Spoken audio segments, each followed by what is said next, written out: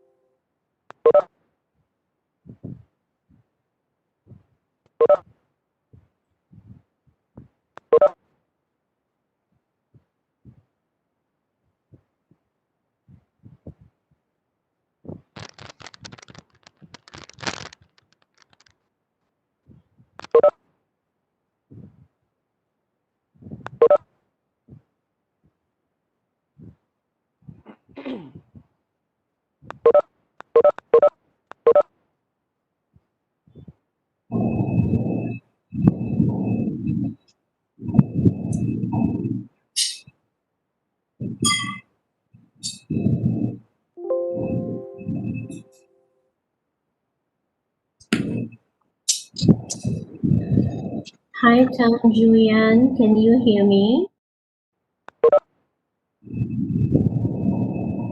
Just now they changed the link. Just now they changed the link because some of the friends can hear. Okay, good. Can hear. I hope everybody can get in. Tapi bunyi kipas. Uh, one second. Okay, every one of you need to mute your speaker. Okay. Okay, good. Can hear me? Can hear.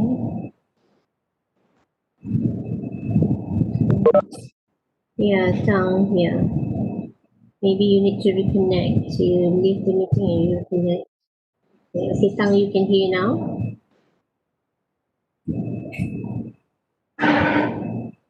Right. Let's wait for everyone to enter the class. I can listen to chat room sound, but can't listen to the sound. Sounds of fan.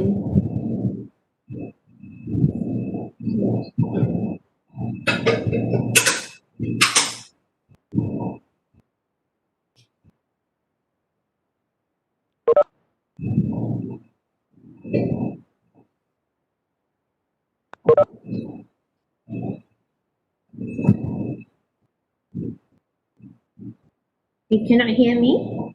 Huh?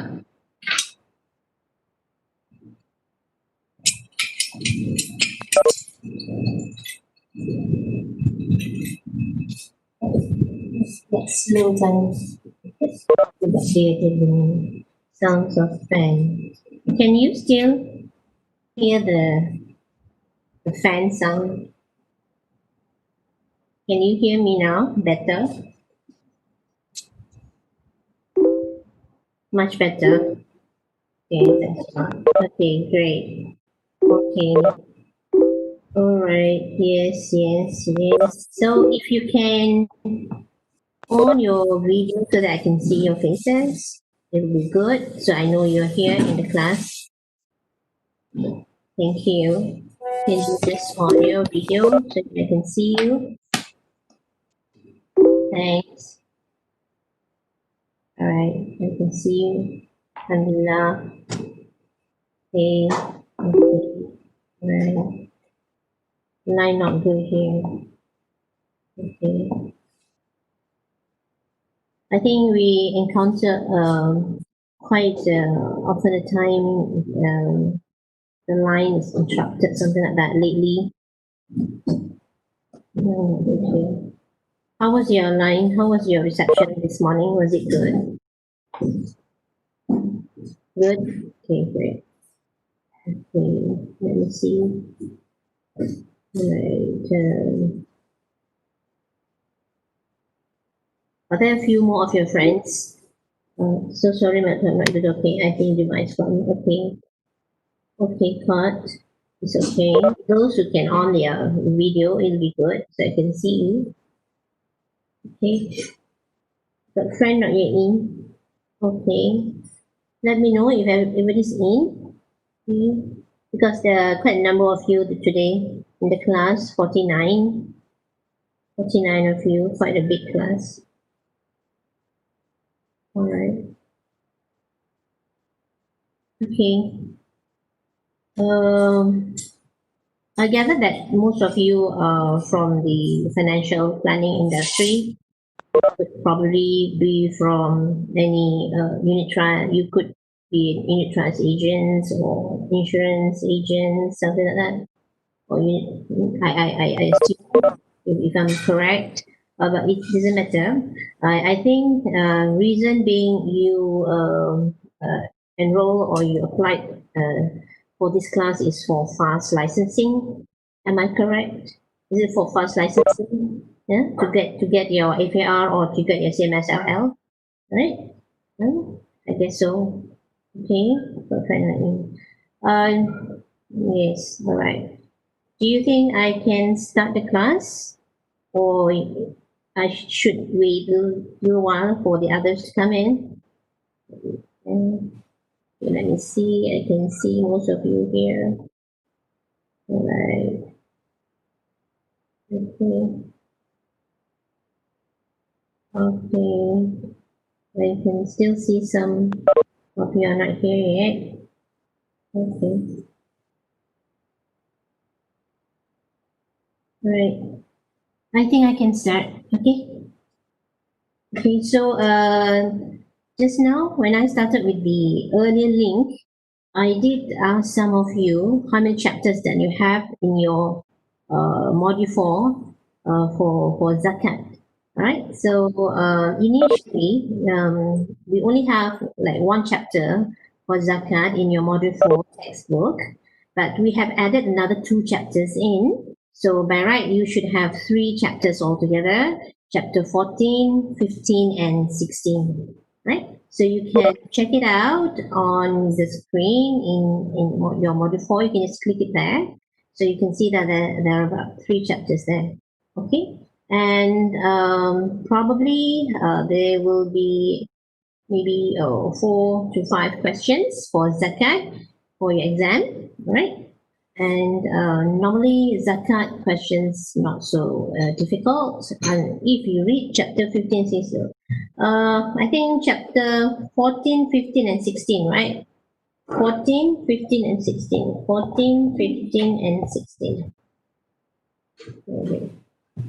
14, 15, and 16. 14, 15, and 16. All right. So you only have one? You only have like one chapter, is it? Chapter 14? Is it? Or three chapters? Just now just now a while ago I checked you have like three chapters there. Three, right? Three or one? What is the title for chapter 14 then? Chapter 14 is Zakat Revenue in Malaysia, chapter 15 Tax Malaysia. Oh, I see. So, all right. So you only have like actually one chapter for zakat. So one chapter for zakat. All right. So only one chapter, right? Chapter 14. Everyone, right? Okay. So yes, right. Lester 3, 14 only. Yeah. Okay. Now you only have 14 only. Okay. Doesn't matter. Actually, the three chapters. 14 only. Okay, 14 only. So 14 only, I'm gonna just use just the chapter 14. Okay, and okay, let me introduce myself. My name is Zalina. I'm one of MFPC's certified trainer and examiner. I'm also a licensed financial planner. All right. Normally, the one who's conducting the zakat class would be either Dr. Adiba or Encik Zainal or Encik Anwar and some of our other friends. But Dr. Adiba is quite busy lately, so she cannot conduct the class. So inshallah, what I'll do is that I'll go through with you on the zakat chapter to prepare you for the exam and also for your knowledge on what is zakat actually, and especially for the non-Muslim here agents here in this class. If you were to approach the Muslim clients, you should know a little bit on zakat, because zakat is one of the important things that you have to add on into your financial planning for your client, for your Muslim client, all right? Not for your non-Muslim client, for your Muslim clients, all right?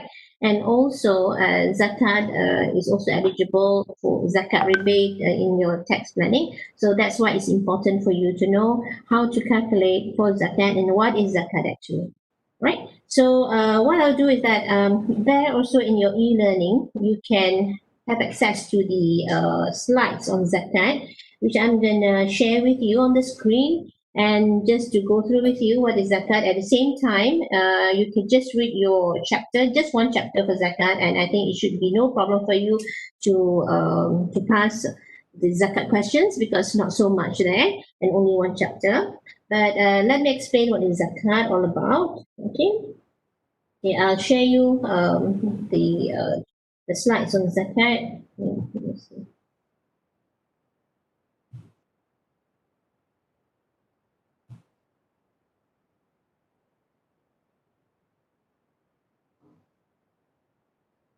The line is quite slow.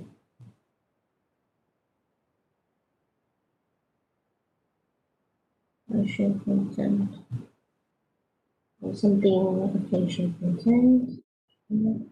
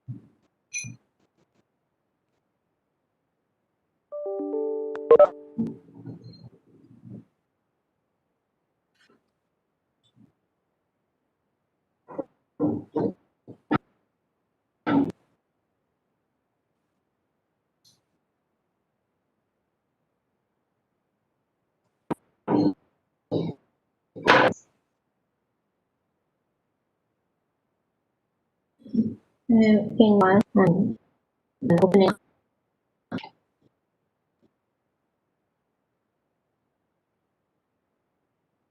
for the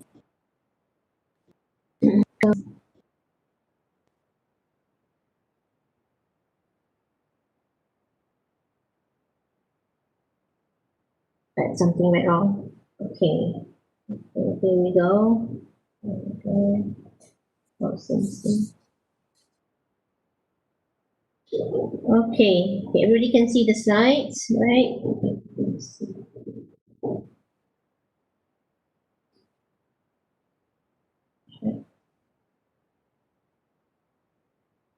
Okay.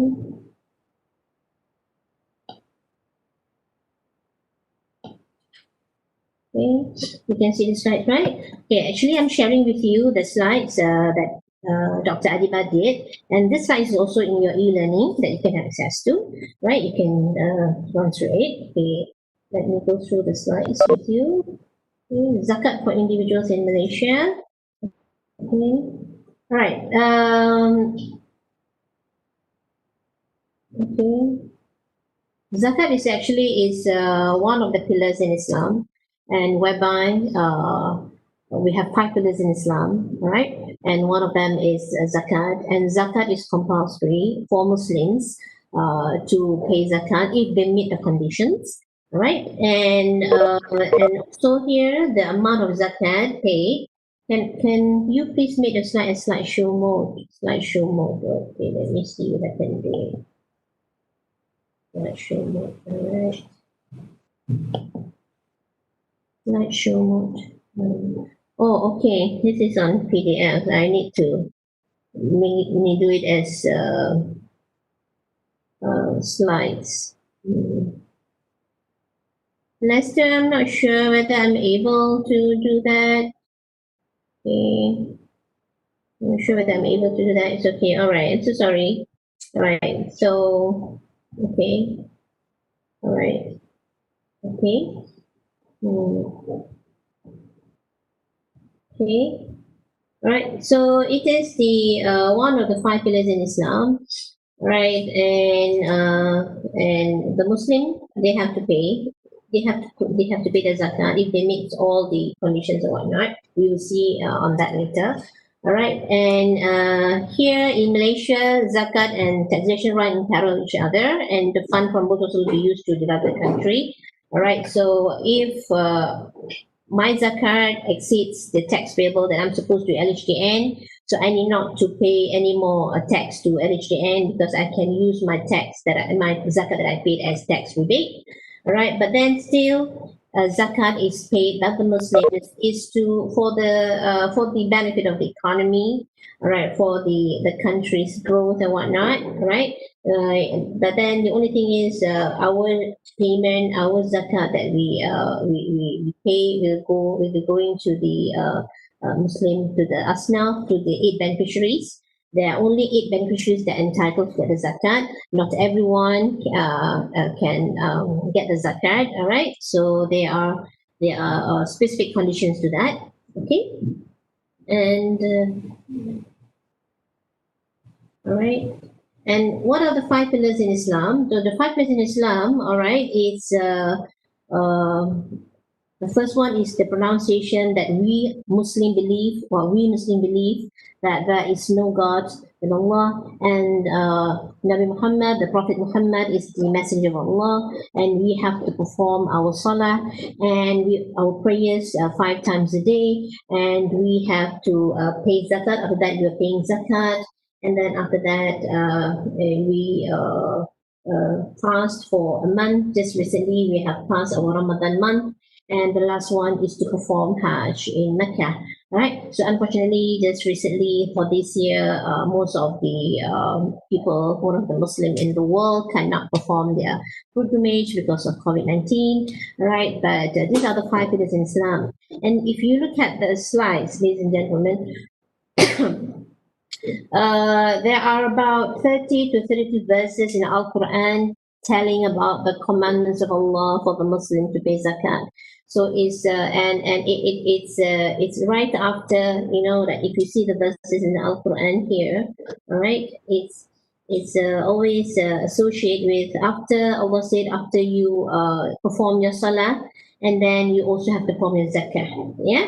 So here, a lot of the Quran, in the verse in the Quran, it says that أعوذ بالله من الشيطان الرجيم وأقيموا الصلاة وآتوا الزكاة. This is in the Quran, one of the verses in the Quran, and الصلاة وآتوا الزكاة. So after the salah, Allah said, you have to perform the zakah, and always, yeah. Slides not follow. I understand. Sorry, the slides not follow. It's something wrong with my computer here. All right. Okay. And then, all right, so it means that for somebody who hasn't been paying zakat, it's as if their prayers is not complete. All right. So it's very important, you see, because for us to make sure that we pay zakat so that our prayers is complete. Because the first thing that we're going to be assessed with in the hereafter is our prayer, our salah. Right? So that's why it's very important for us a Muslim to pay the zakat, and as well as the name is also five pillars in Islam. So five pillars in Islam, you just imagine if we have five pillars that support our house, so that our house is going to be very strong and steady. But if we do not perform the five pillars in Islam, and we only perform only one, you just imagine our house is supported by just one pillar. Will it be strong enough? Are we going to be a good Muslim? So it is to the responsibilities of the Muslim to try to fulfill all the factors in Islam, so that maybe okay, all right, okay. So that I'm just going to talk Chow Shin Yun on in general first, all right, in general. So what is actually zakat? Okay,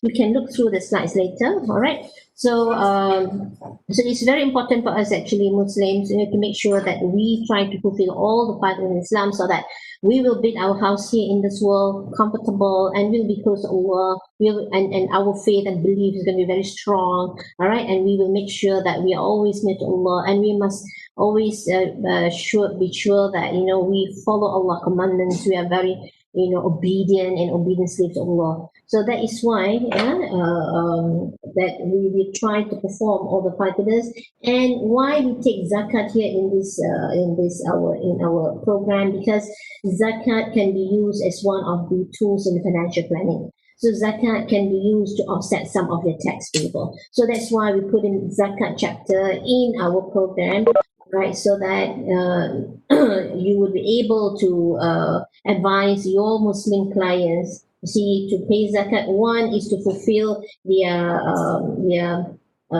pillars in Islam as a Muslim, and also as a tool, to offset some of the tax payable that they need to pay to LHDN, as one of the tips to a good financial planning.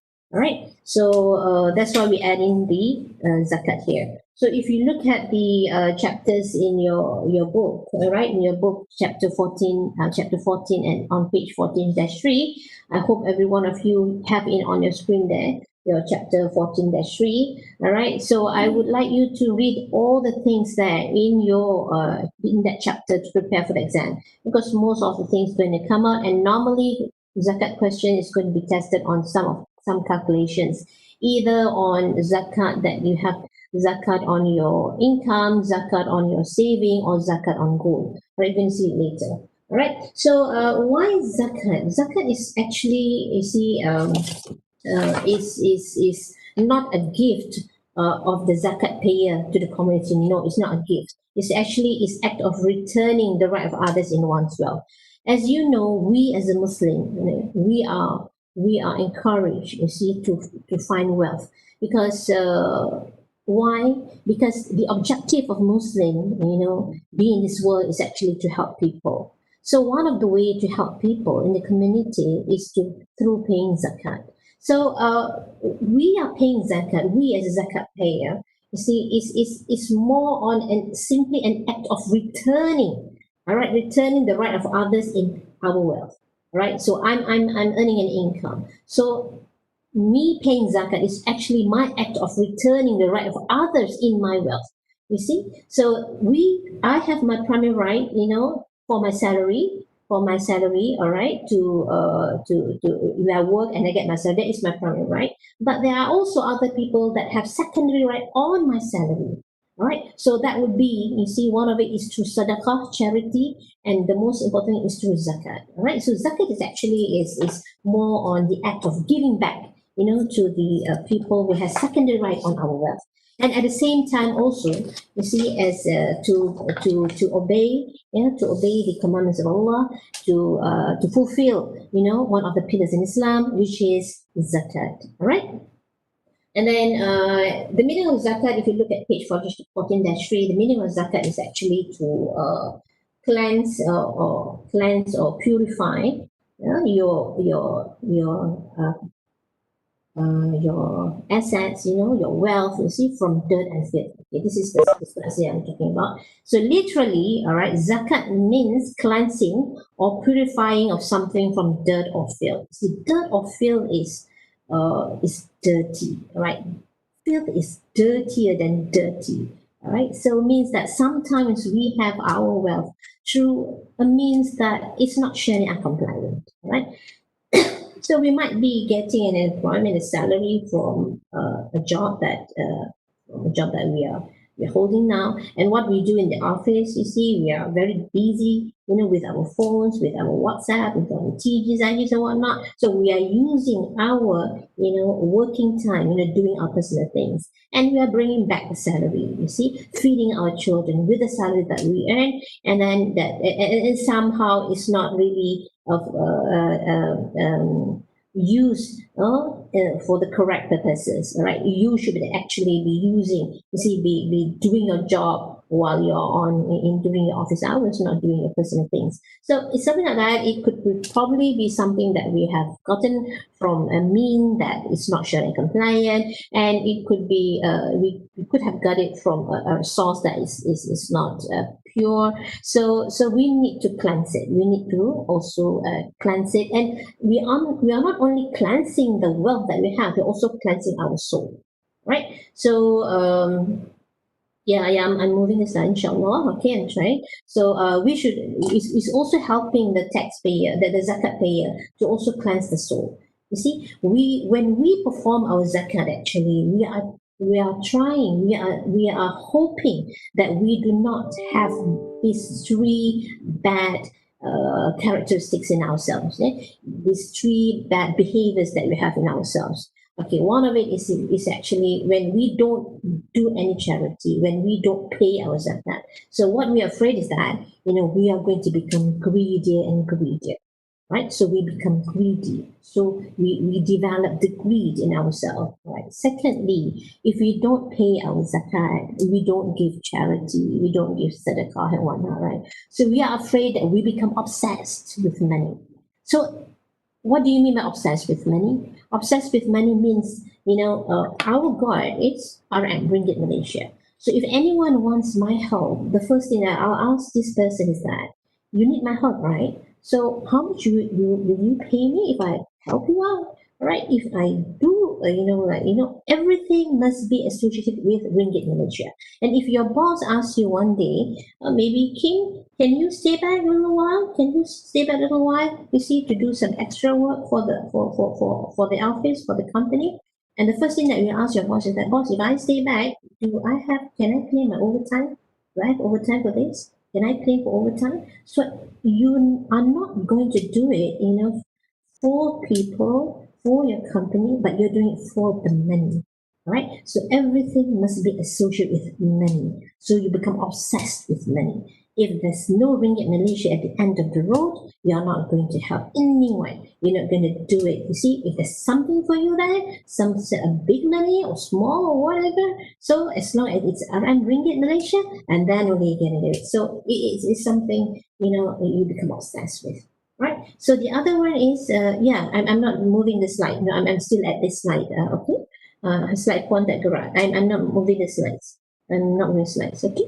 So and then the other part is that, all right. The other part is that, okay. I'm moving the slide slowly. Okay. Right. Okay. And then the other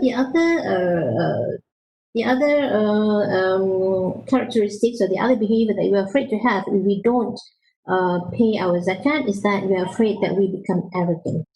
All right, we become arrogant. You see, just because we are the CEO of this company, all right, or we are the manager of this department or whatnot, so you become arrogant. Or just because you're driving a BMW, or because you're driving a Mercedes Benz, or because you're driving a Range Rover, whatever, so you become arrogant. Right. So this is something that, literally zakat is, it's not only cleansing the wealth that you have, it's also cleansing the soul of the zakat payer. So that is what it means, right? To praise and growth and increase. Okay, here, what does it mean by to? It means that praise, growth, and increase. People always thought that when they pay zakat, you see, their wealth will be decreased. They have less in their wealth, but that's not true. Actually, it means praise. They have more, it'll grow more beautifully, and it will increase more because you are very obedient to Allah, and Allah will give you more. All right, so Allah will compensate with more. More things will come to you, and you have to have a strong faith in that. How to have a strong faith in that? So, how to have strong faith in Allah? You believe in Allah is very strong. Yes, you have to fulfill all the 5 pillars in Islam. But you have to do it in order for you to have a strong faith in Allah, to have a strong belief in Allah. So that's why when we pay zakat, we are not scared of our wealth become lesser and lesser. No, we're not scared of that. We believe that it's going to be praised, it's going to be increased, it's going to have a beautiful growth, it's going to grow bigger. Right? And legally, zakat is a transfer of ownership of specific wealth, all right, to specific individual under specific conditions, right? So some of the people out there, and then we always say that, how can you earn so much, a very little salary, a very small amount of money, but then yet you have to pay zakat? No, that's not it. Right. So zakat is a transfer of specific wealth under specific conditions. If that particular person do not meet the conditions, so he or she don't have to pay zakat. All right. Okay, this is what it means here in the slide here: transfer of ownership, specific wealth, specific condition to specific individuals. All right. So here the differences between zakat and charity. All right. Okay, zakat and charity. Zakat is fardu, means zakat is wajib, is compulsory. Right? It's obligatory. You must be obliged to pay zakat. All right. And charity is just recommended. You can give charity, or you cannot give. You don't want to give charity. It's okay. But then, but it's good. It's recommended. It's recommended to give charity. The rate for zakat is specific. Charity not applicable. Recipient, the specific recipients. All right, and not applicable charity terms defined, and charity general. Types of wealth, if we define what types of wealth that need to be zakat on. Defined management system, all right, is based on the Quran and Sunnah, because the commandments, you see, the instructions to pay zakat come from the Quran and the Sunnah. Right, come from the Quran and the Sunnah. Sunnah means is the saying and the doings of the Prophet Muhammad sallallahu alaihi wasallam. Right, and payment sequence is after obligatory giving, nafaqah wajibah, close relatives fares, frequency annually. Right, zakat is you give it annually. Charity you can give it any time throughout the year, doesn't matter. All right, claimable from the deceased, yes. All right, even though you're no longer in this world, all right, the deceased, still have to pay zakat on the wealth that he has left behind, and it's up to the beneficiary to make sure that they pay zakat on behalf of the deceased. Right, minor and insane, even though is a minor, the child is a minor, all right, and anyone who's insane, but they have the wealth, they are rich, they have the wealth that can grow. You see, they need to pay zakat as well. Right? Okay. Okay, the conditions for paying zakat. Yeah, this is the conditions. Right, there are 5 conditions for paying zakat. All right. First of all, you must be a Muslim. Right, you must be a Muslim. Full ownership. The person has full ownership of the wealth. A freedom man. He is not a slave, but now no longer now we have slaves here in Malaysia. Right, we are freedom man, and the wealth meets the full how. The wealth is kept for a full year. Right, it's okay. We will talk about the how later. Right, and the wealth achieves the nisab, the minimum rate, the benchmark. Okay? Nisab is the zakat payable amount of wealth must exceed in order for a Muslim owner to be obliged to give, not to dime zakat, not to give zakat. Right?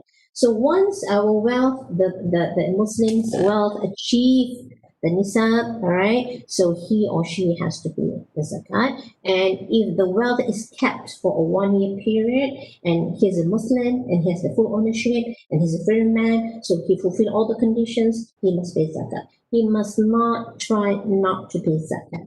If he does not pay zakat, he has created a sin.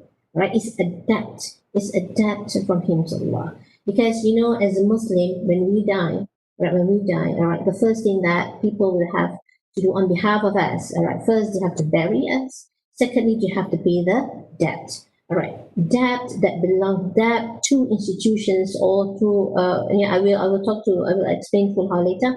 Debt to an institution, okay, and also debt to Allah. All right, so so these 2 debts they have to fulfill. All right, so as well as you see, if this person during his life in this world, and he has never paid zakat, so when he dies, he fulfill all this condition, right? So the beneficiaries has to pay zakat on his behalf. Okay, full how I will explain to you inshallah. Okay. Okay. So what is nisab? Okay, what is nisab? Okay. So what is nisab? So this is nisab. This is the benchmark, see, the nisab, right? So, okay. Here, the amount depends on the type of zakatable wealth. There are a few wealth that are subject to zakat, all right? So that what it means by type of zakatable wealth. You see, we can see later. So the example of nisab is 20 dinars, or normally, because we don't have dinars, a lot of dinars here, usually associated with 85 grams for gold. 200 for silver is 595 grams for silver, 30 for cows and buffaloes, 40 for goats and sheep, and 5 for camel. For currencies and liquid investment, nisab is the current value of nisab for gold. Okay, in 2019, the nisab is 13,490. It means that, okay, last year, all right, say I put example, wealth zakat on income, zakat on, okay, to make it simpler for you to understand, zakat on your saving account.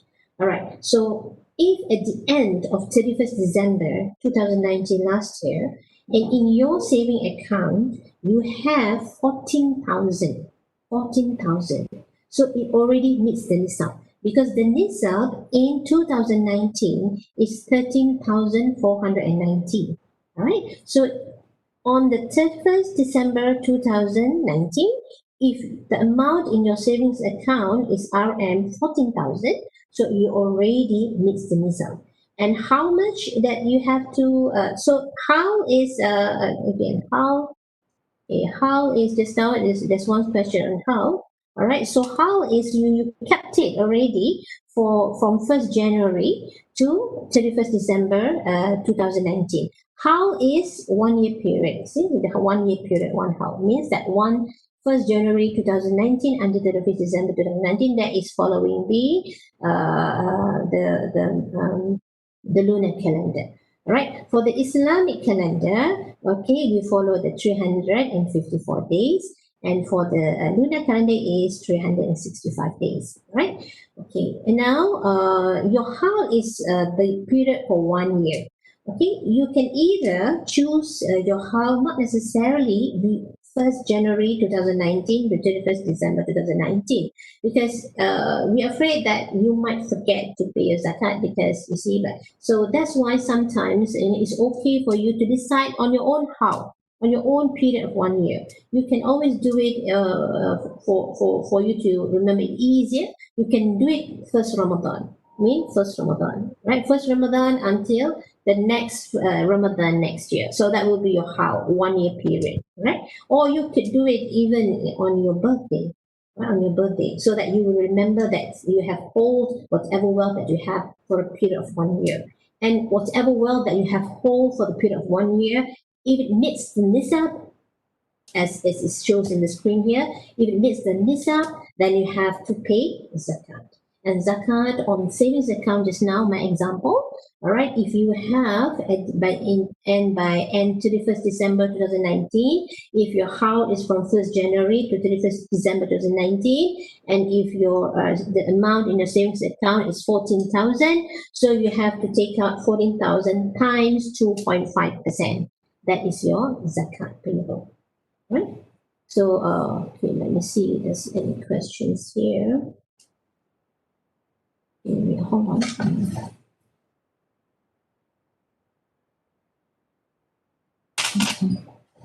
Okay.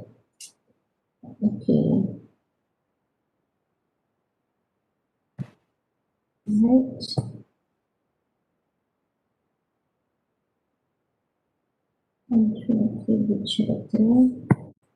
We need the family can claim back the zakat contribution. This is before. I couldn't. I couldn't scroll. I can scroll here. Okay. Okay, Lester. What do you mean by claimable from deceased? Meaning the family can claim that the zakat contributed? No, not that. That's not what I mean. All right. Say for example, okay, this person died. And then he has hold, the wealth that he has. For example, so this person died on the 1st January 2020. All right, and on the 31st of December 2019. All right, and in his saving account, in one of his zakatable wealth, this is his saving account, he had 14,000. So actually, his 14,000 in his savings account already exceeds the nisab, and he has to pay zakat, which he hasn't paid yet. Yeah, he hasn't paid yet. Maybe he thought to pay on the 1st of January, but or maybe he wanted to pay on that particular day itself, 31st, but he falls sick, and unfortunately he passed away the next day. All right. So what happened is that his beneficiaries has to pay that zakat on his behalf, 2% zakat.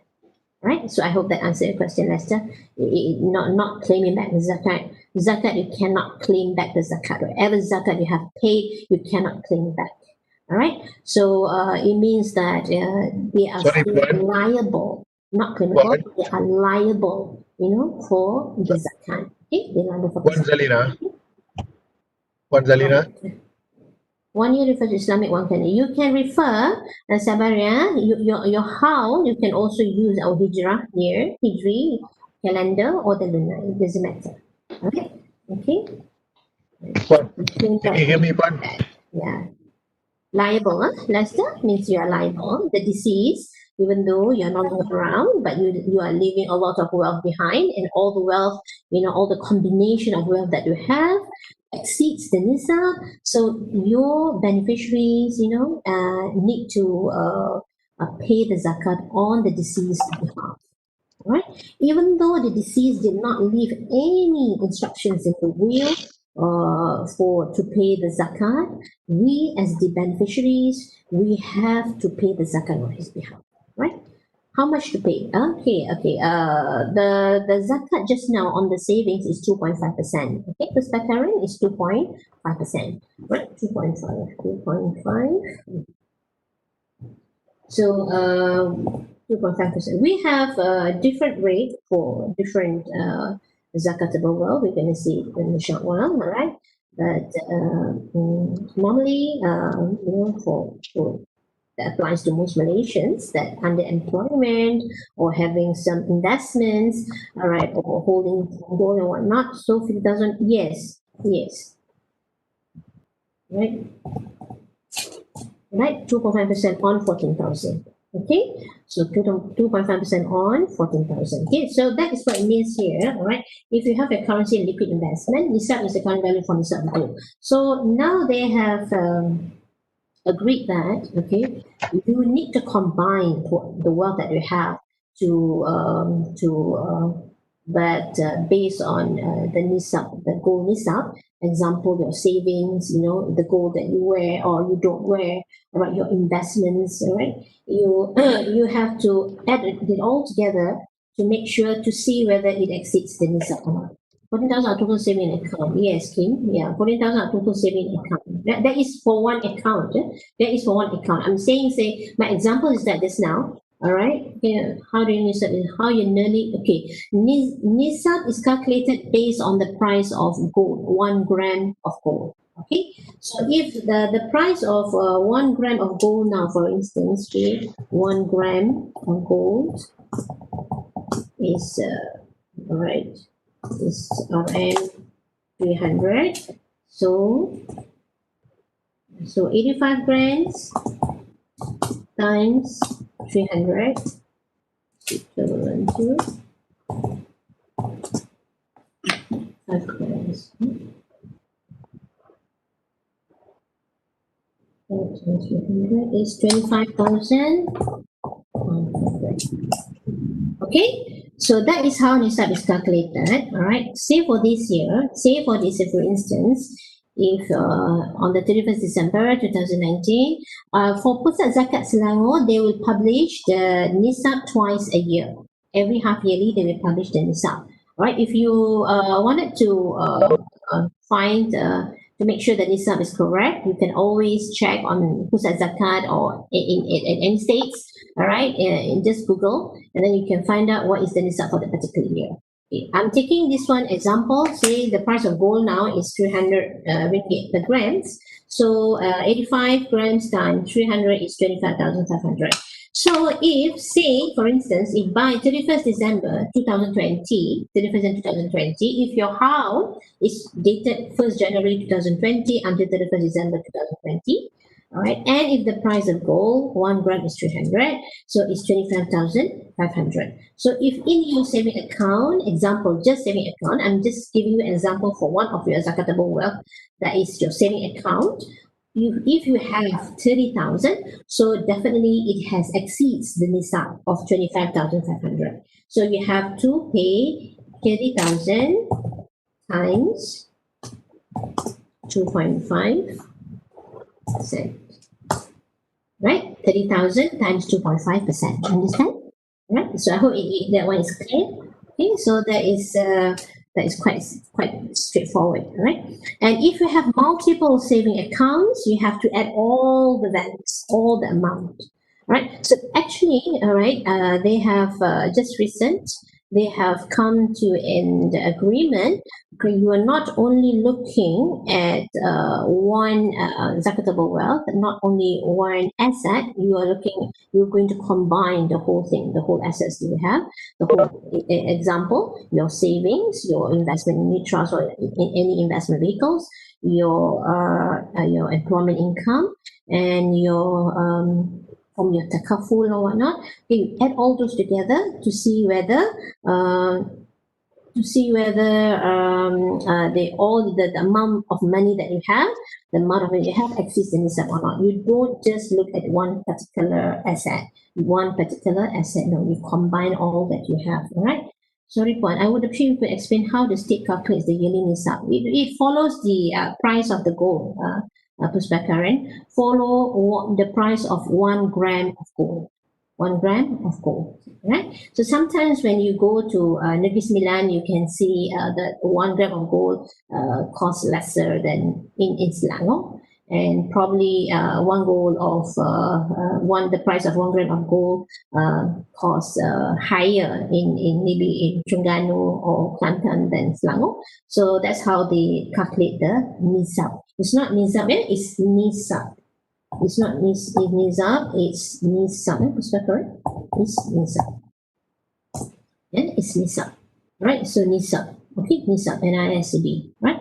So that's how I showed to you just now. The example. The example here. All right. All right. Means every year need to calculate. Means every year yes, every year you need to calculate. You have to pay zakat every year. Every year. All right. Okay, zakat is annually. Now you have to pay annually. Okay, zakat you have to pay annually. As is your tax, you have to pay annually. Okay, so you have to. That is why, because the price of gold fluctuates.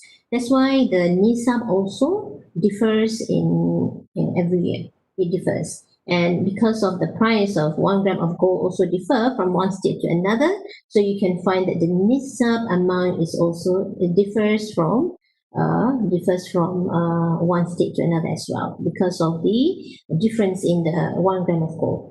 Sorry, no problem, Puskaran, no problem. All right, okay. All right, hope that clarifies things up. Okay, that is for the nisab. Okay, for the how, I hope I have answered one of your question just now. For the how is the period of 1 year that you keep your asset. Okay. Okay. Look at this slide here. Nisab for previous year. Right? Nisab for previous year. Nisab for previous year. Right, so you can see that you see the nisab ranges from different amount because you can see earlier, all right, earlier the price of 1 gram of gold is very cheap. I have once bought, I think back in I think 20 over years ago or 30 over years ago, all right, that 1 gram of gold that we had once bought only cost us about 33 ringgit per gram. All right. Look what's the price now for 1 gram of gold. It's nearly 300. All right. So it's very expensive now. The price is very high. So that is why you can see the different nisab rate for every year because it follows the price of 1 gram of gold. Right? And times 85. So the nisab is 85 grams of gold follows the price of 1 gram of gold. Okay. Right. So I hope this one clears. So for those who hasn't been paying zakat for the Muslim, right? So they need to still pay their zakat. They call qada zakat. Okay, they call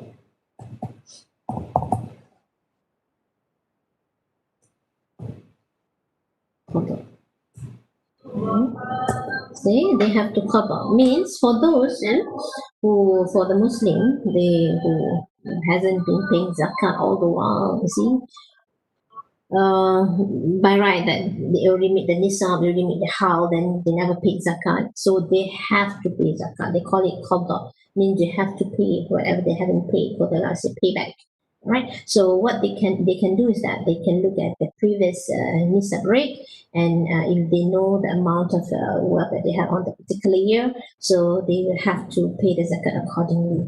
So they cannot run away from not paying zakat. All right. If you don't pay the zakat here in this world, but in Selangor, in your new chapter, right?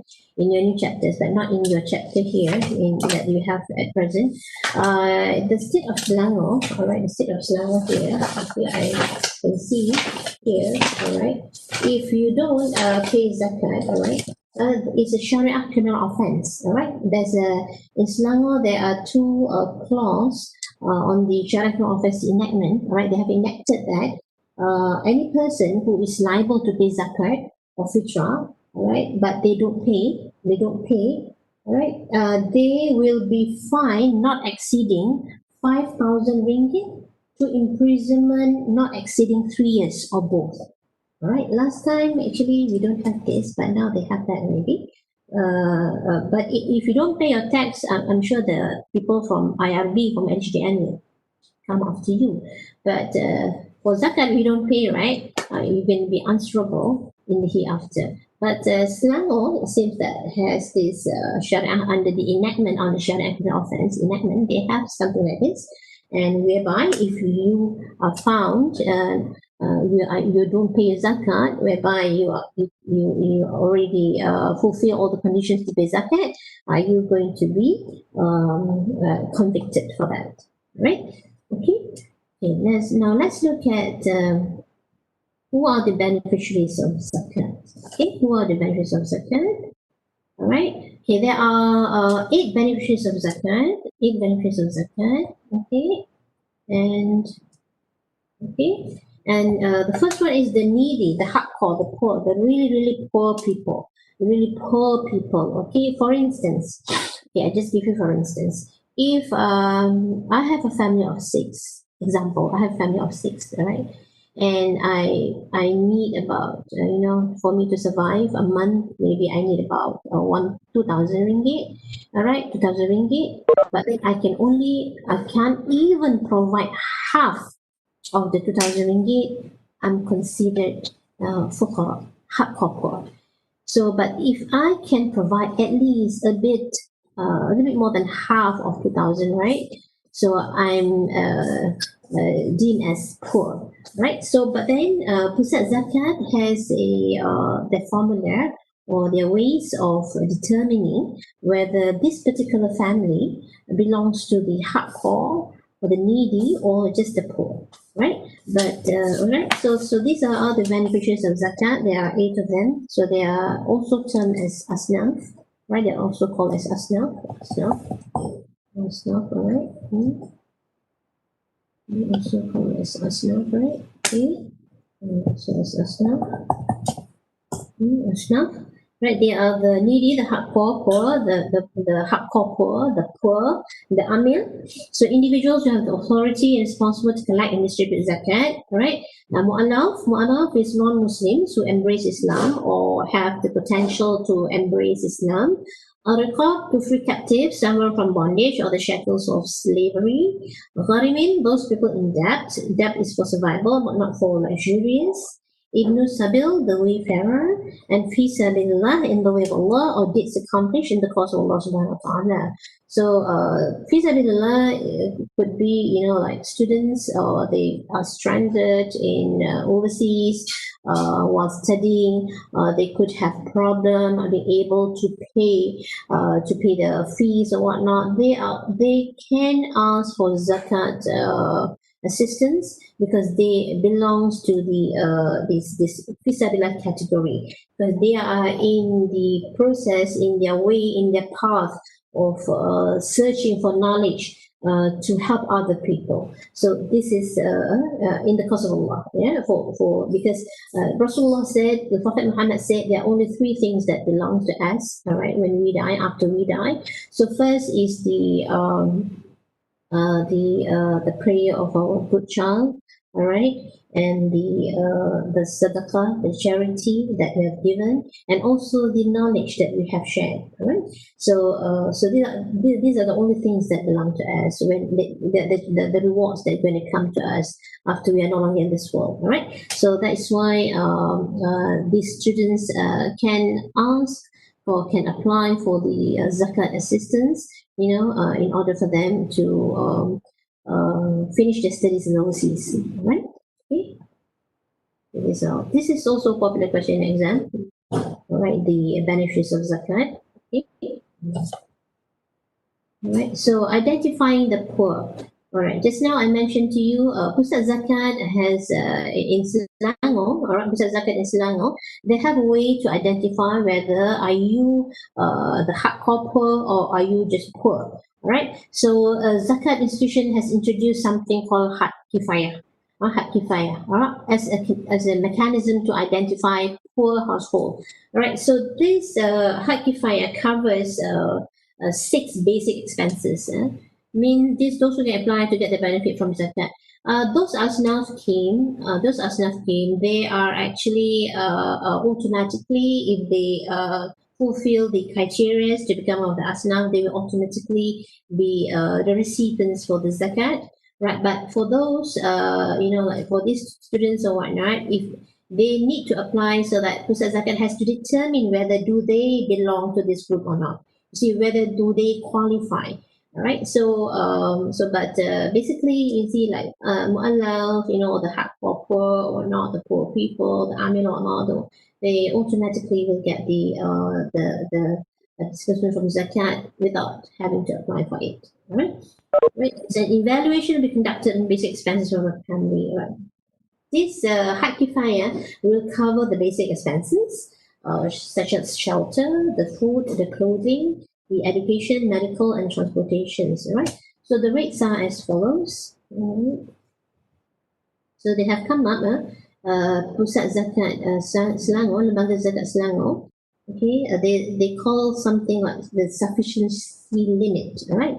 Okay, sufficiency limit. Okay.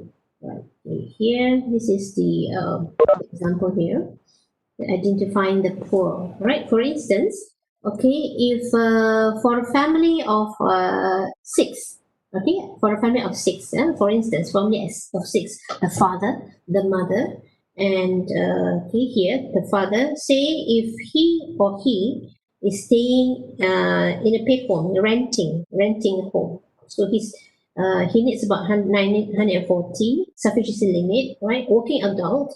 All right. If the wife is working, head of household, just the husband alone.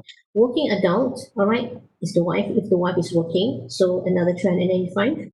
Dewasa tidak bekerja, 18 years and above. Okay, say that he or they, this family has a son, okay, and 18 years old, and it's not working, and okay, he is about 195, and as another child that is studying in the university, okay, another 570 sufficient limit amount that is allocated for that. And he has a child aged between 6 to 17 and is going to school, so eligible for 260. Anak tidak bersekolah, a young child age below 5 and is not going to school, so another 115. All right, for a family of 6 who's renting a house, right? So in order for them to survive, in a month, they need about 2,475, right? 2,475.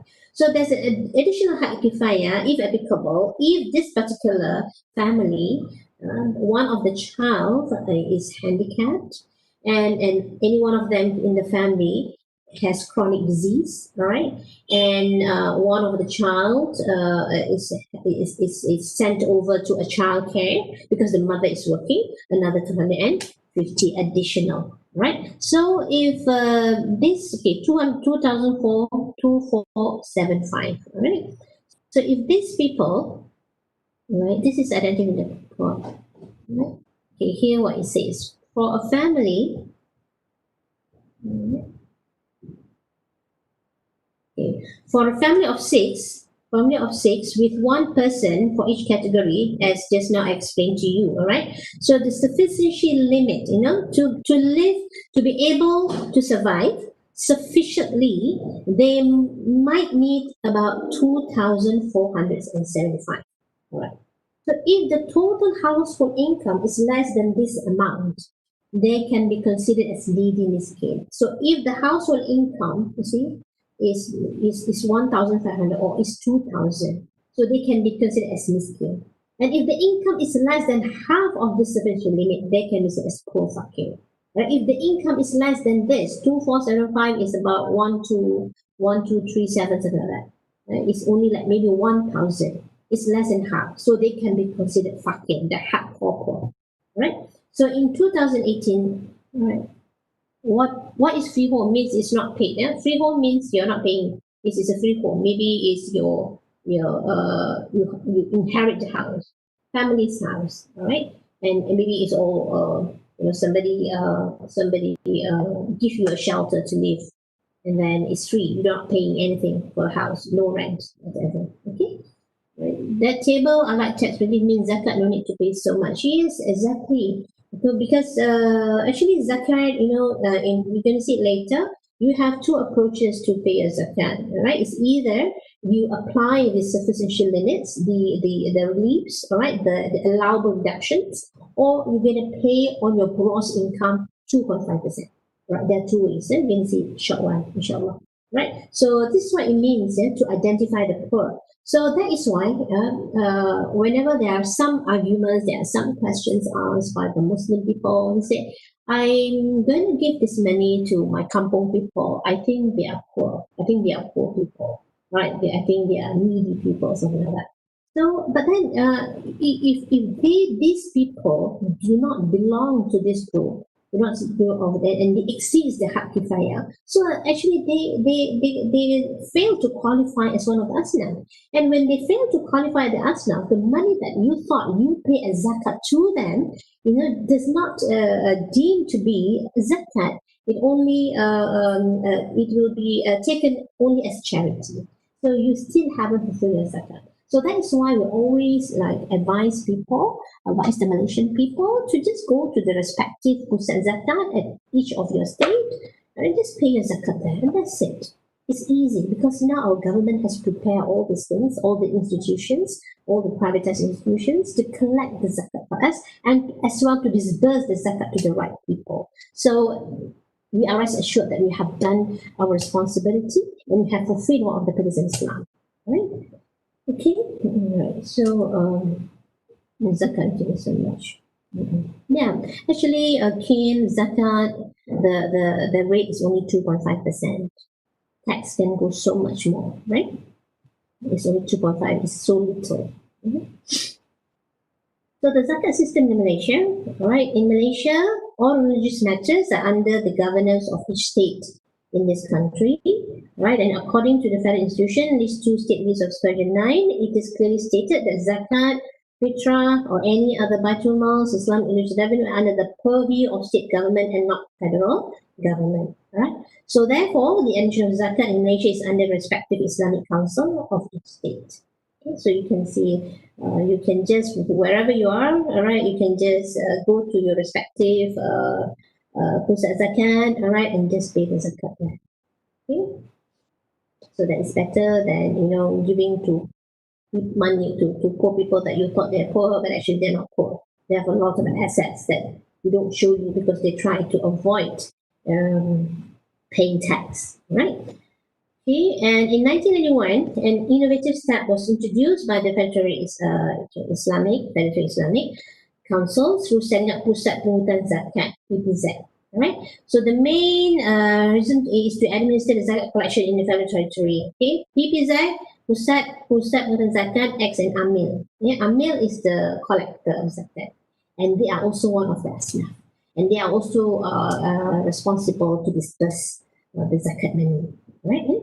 Right. So later, other states followed the step by establishing new zakat entity for respective states like Lembaga Zakat Selangor, Pusat Kutipan Zakat Pahang, Pusat Urus Zakat Pulau Pinang, and Pusat Zakat Melaka.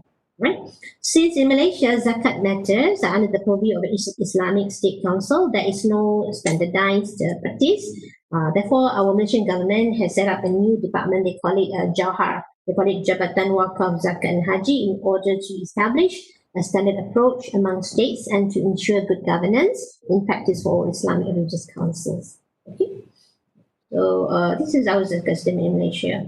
Okay, and one of the things that I really respect our government is that they allow the zakat paid by the zakat payer to act as a rebate, as tax rebate, right? Because that is actually to motivate and to get the Malaysian Muslim to pay zakat, because it's compulsory to pay zakat if they meet all the conditions. All right. Okay. Types of zakat, all right, there are two types of zakat. One is our zakat fitrah and one is our zakat on wealth. Okay, this is also a popular question in exam, all right, zakat fitrah and also zakat on wealth, all right. So zakat fitrah, okay.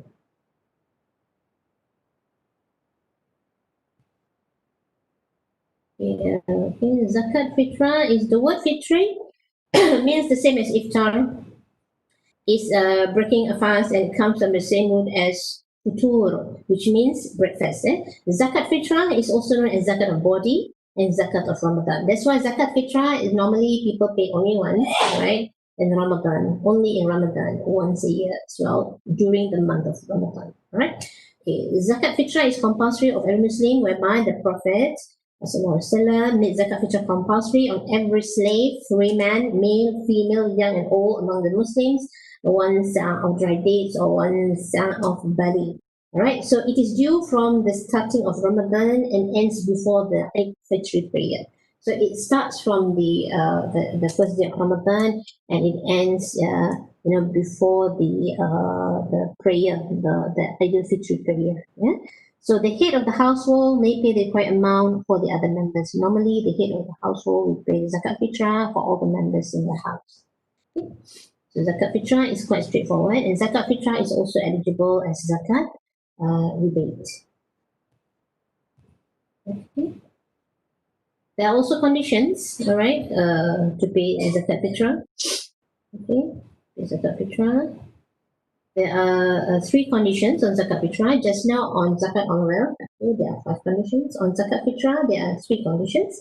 You must be a Muslim and you own food, asset or money that is more than enough for your basic needs and the basic of his dependents for one full day, the day and night of first Shawwal. Okay, the day and night, the last day after sunset on the last day of Ramadan and until the sunset of first Shawwal. So you have your own food and it's more than enough, and you are able to live between 2 periods, end of Ramadan and beginning of Shawwal, right? So these are conditions, right? A person who has passed away before the sunsets, all right, passed away before the sunsets, or a child born after the sunset on the night of first Shawwal is not obliged to pay. It's not obliged to pay. Zakat only can pay using money. If somebody finds this right to book no. Zakat you pay using money. Okay? Zakat you pay using money, right? Distribute rice to poor people is considered charity. Yeah, okay, it's considered charity. Okay? Normally you pay using your money. Okay? So other than that, it's actually it acts like charity. Okay. The period of performing zakat fitrah, okay, we have a few period of performing, all right. The first one is obligatory time between sunset. Okay. between sunset on the last day of Ramadan and the sunrise the next day. Afdal, the most preferred time is after the sunset on last day of Ramadan until before Hari Raya Idul Fitri. So this is the most best time for you to pay zakat fitrah. But normally, all right, we will, like ask people to pay zakat right from the beginning of Ramadan until to the last day because we are afraid that that preferred time is such a short time right after the sunset last year Ramadan until the before it, which people might forget. If they forget and they pay after that and become haram time. Right? So permissible time. So normally you see most of the zakat payers, zakat fitrah payers in Malaysia, they pay the zakat through the by the permissible time throughout the month of Ramadan. Right? Makruh, not perfect time, after Hari Prayer but before sunset on the 1st of Shawwal. If you miss to pay your zakat fitrah before the Idul Fitri prayer and you pay after that but before sunset, it's makruh, it's not preferred. And if you pay after the sunset on the 1st of Shawwal, it's haram. Okay? So this is period of performing zakat fitrah. Okay. So this is the chart that you can look at here. So obligatory, you see, is the obligatory time here. It's such a short time there, right? So it's afraid that you might miss that. So that's why we normally pay during the permissible time period from the first day of Ramadan until the last day of Ramadan. Okay.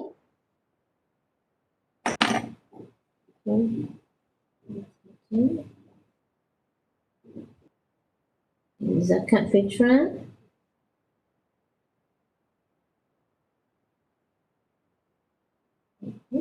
So why are we? What's the main purpose of paying zakat fitrah? So to provide the poor with the means with which they can celebrate the festival of breaking the fast and Idul Fitri along with the rest of the Muslims.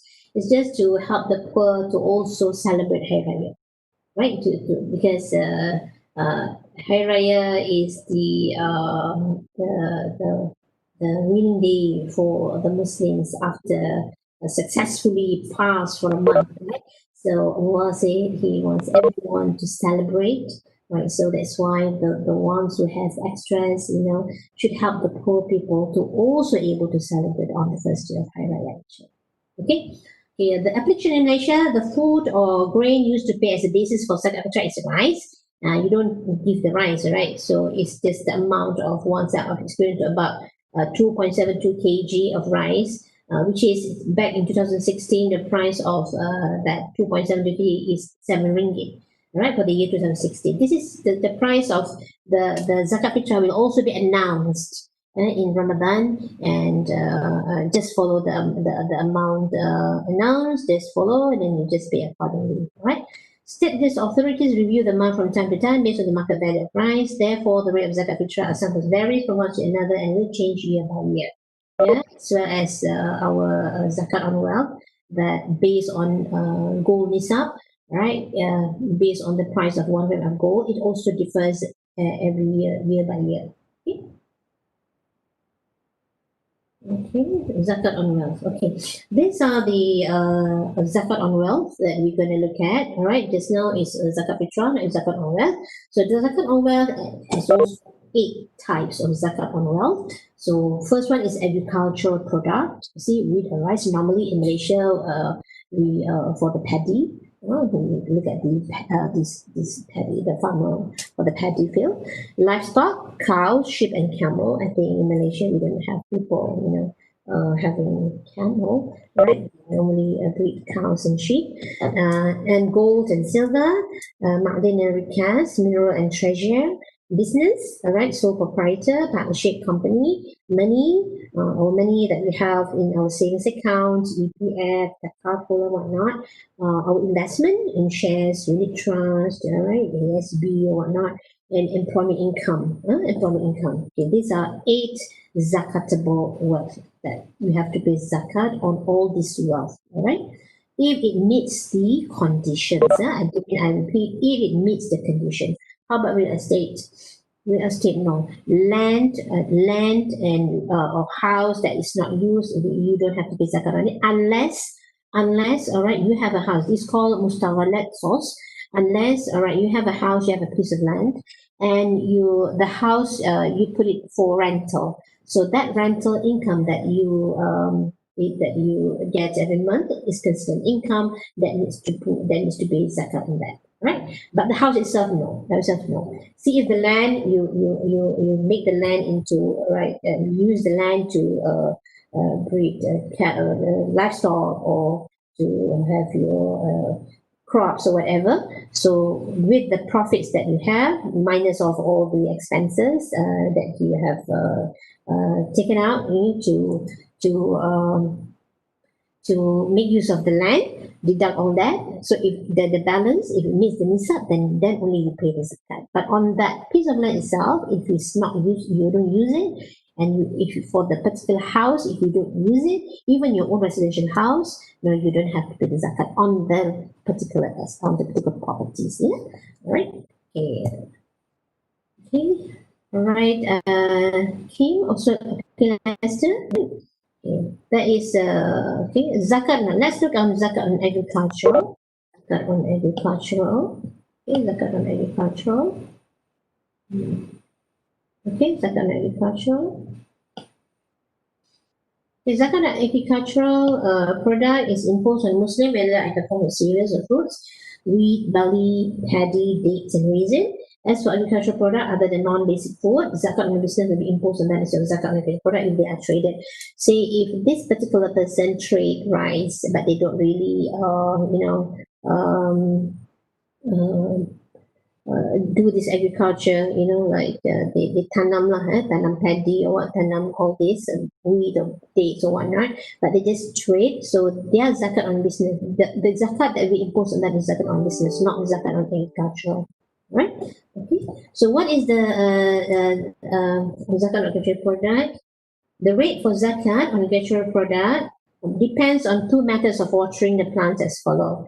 Right? If the source of water that you are, you're watering the plants, you're using the well, the pond, or treated water that comes from money that you have to come up with, you see, to build the well, to build the pond. Your irrigation system is through the cost coming from your pocket, so the rate of zakat will only be 5%. But if it is watered through natural resources like rain or river or whatnot, right? So the rate for zakat is 10%, right? So this is a different rate from the 2.5% on agricultural, okay, the rate for zakat. But normally in Malaysia, hardly you see like 10% because, we cannot, you see, our rain season in Malaysia is also unpredictable. So now, right? So we cannot depend on the natural resources rain to water the plants, right?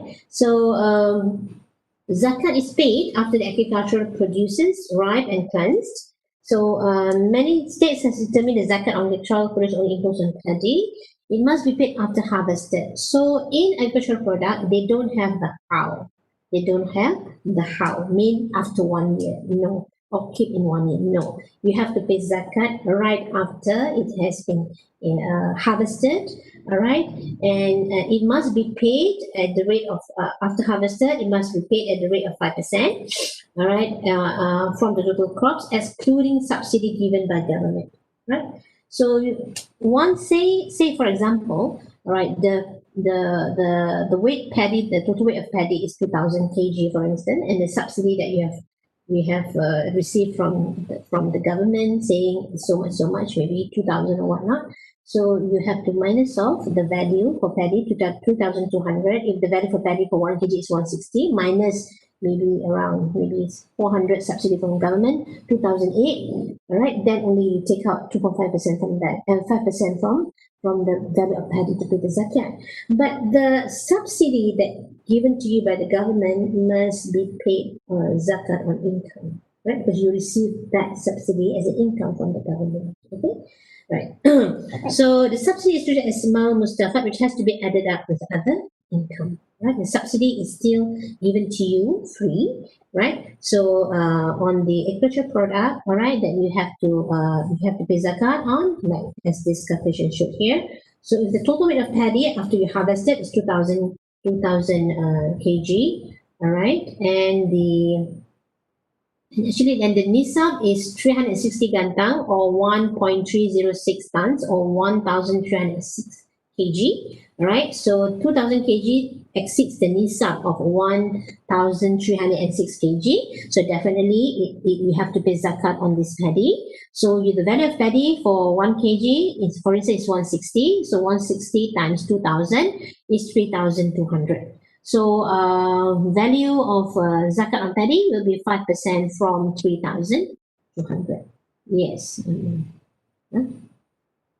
Our slide wrong amount. Oh, your slide wrong amount? Oh, okay. 5% from 3,200.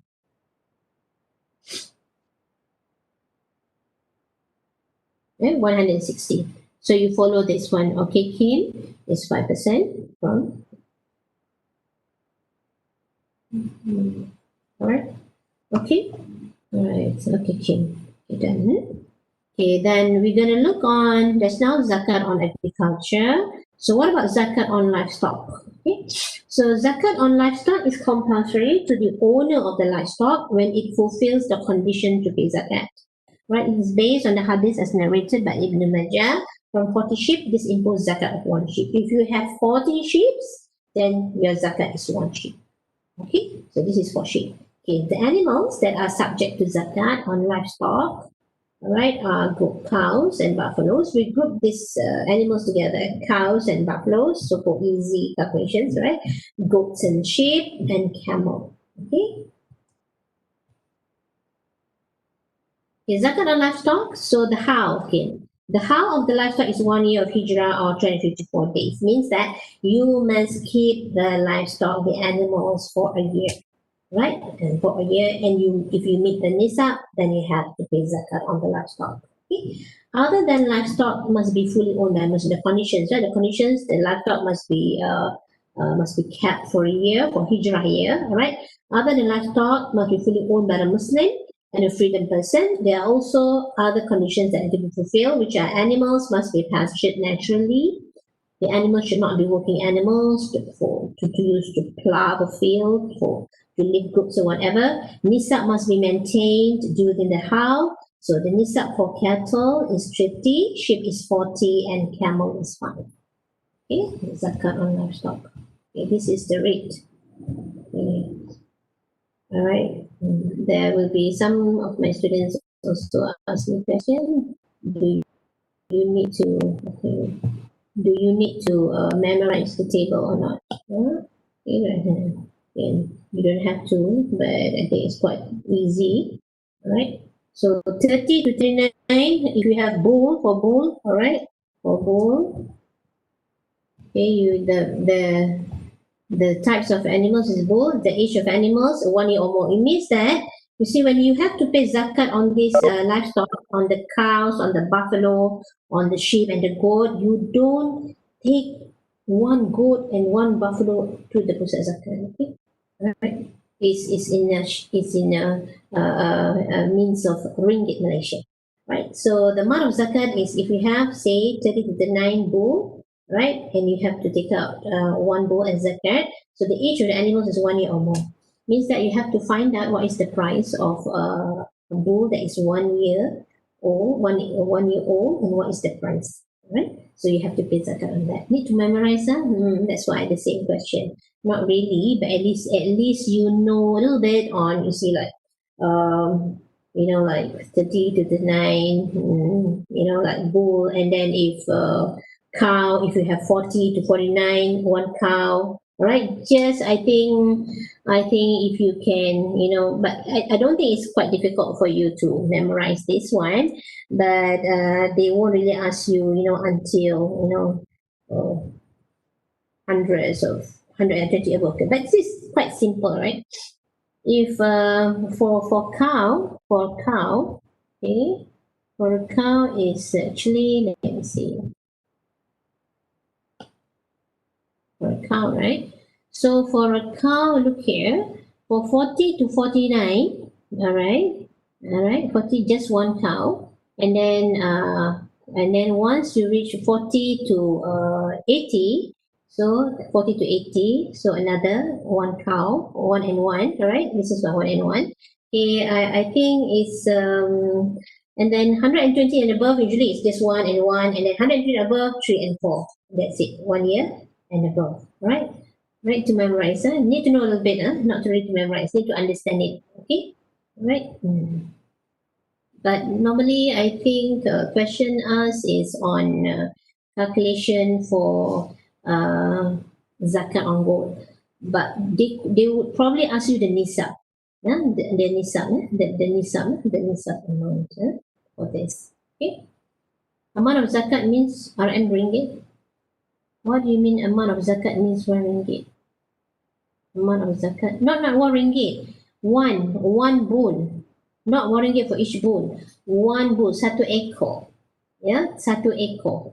Satu ekor lembu. Ya, not 1 ringgit for each bull. Logam Surati means that, okay, if you have you have 40 to 49 cows in your farm, right? So you have to, bull and cow is different. Yeah, kerbau and lembu is different. So 40, you have 40 to 49. Say you have 49 cows, in your farm. So you need to pay zakat on one value of cow that is 2 years age, 2 years old or more. Understand? It's not 1 ringgit for each bull. Not amount of zakat is not one, doesn't mean not 1 ringgit. One bull, one cow. Two bulls, two cows. All right, not 1 ringgit. Okay, bull and cow is different. Bull and cow is different. Yeah, bull and cow is different. Okay. Yeah, betul. I hope you get not 1 ringgit. Okay. Okay. Okay. You got that one correct. Okay. All right.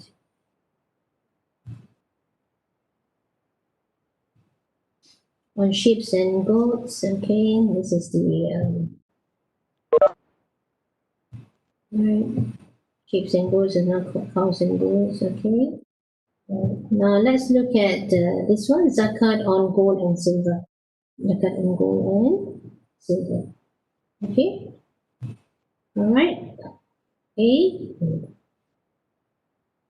See, the obligation of zakat on money is confirmed by the Quran, Sunnah, Ijma. Yes, you have to pay zakat on money, and then they have unanimously agree that zakat is obligatory on those two currencies, gold and silver.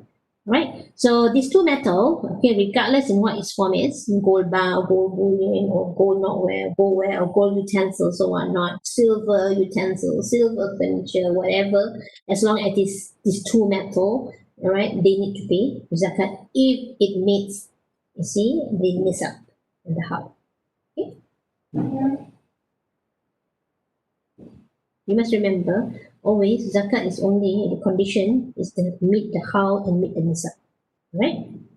And you must remember the conditions, right? You don't just tell people you have to pay zakat on this, you have to pay zakat on that, right? But actually they don't meet the conditions. They don't meet all the conditions, so they are not subjected to pay zakat.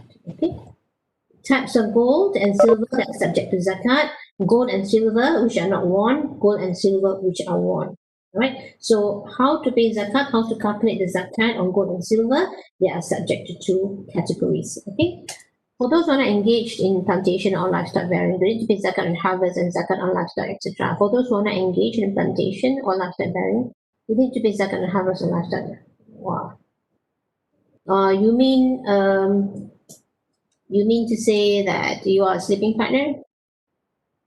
So you mean that you are not the farmer itself that goes into the field to as a farmer to in the plantation or to bearing all these animals? Is that what you mean? Based on harvest and livestock on livestock, right? So if these people, if this is what I understand with your question here, so it means that I'm a financier. I might be a financier.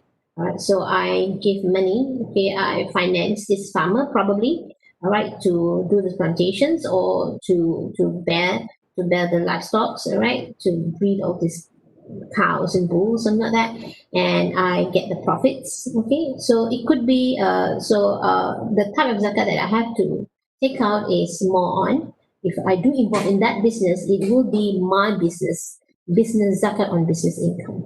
All right, so that's zakat on business income, not zakat on the livestock.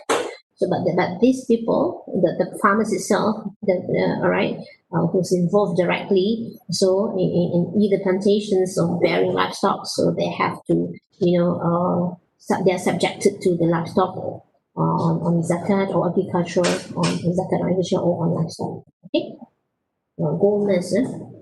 Right, any one of you here got gold Mercedes? All right, definitely.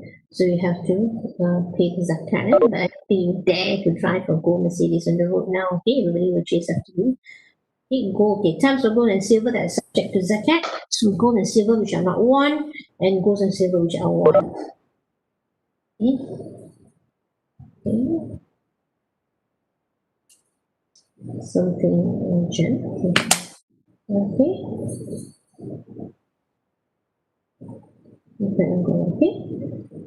All right. Okay. There are various kinds of using conditions. That gold and silver which are not worn. How are they not worn? Right. Jewelry made of gold and silver that is kept as a treasure and a kinship such as bullions and coins. I have gold coins, I have gold bullions and whatnot, so I don't wear it, all right? So unless I put a chain on the gold bullions or a chain or something like that on the gold coins and I put it around my neck, so that's a different thing. But normally people kept it as an investment or acquisition for wealth through bullions or coins, right? The jewelry used unlawfully, such as men, are forbidden to wear jewelry made of gold, silver, or any other substance. And men, Muslim men, they are forbidden to wear gold. All right.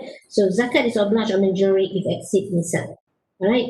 Jewelry used unlawfully, such as men, are forbidden to wear jewelry made of gold, silver, or any other substance. But the man is obliged to pay the zakat on gold if it exceeds the nisab.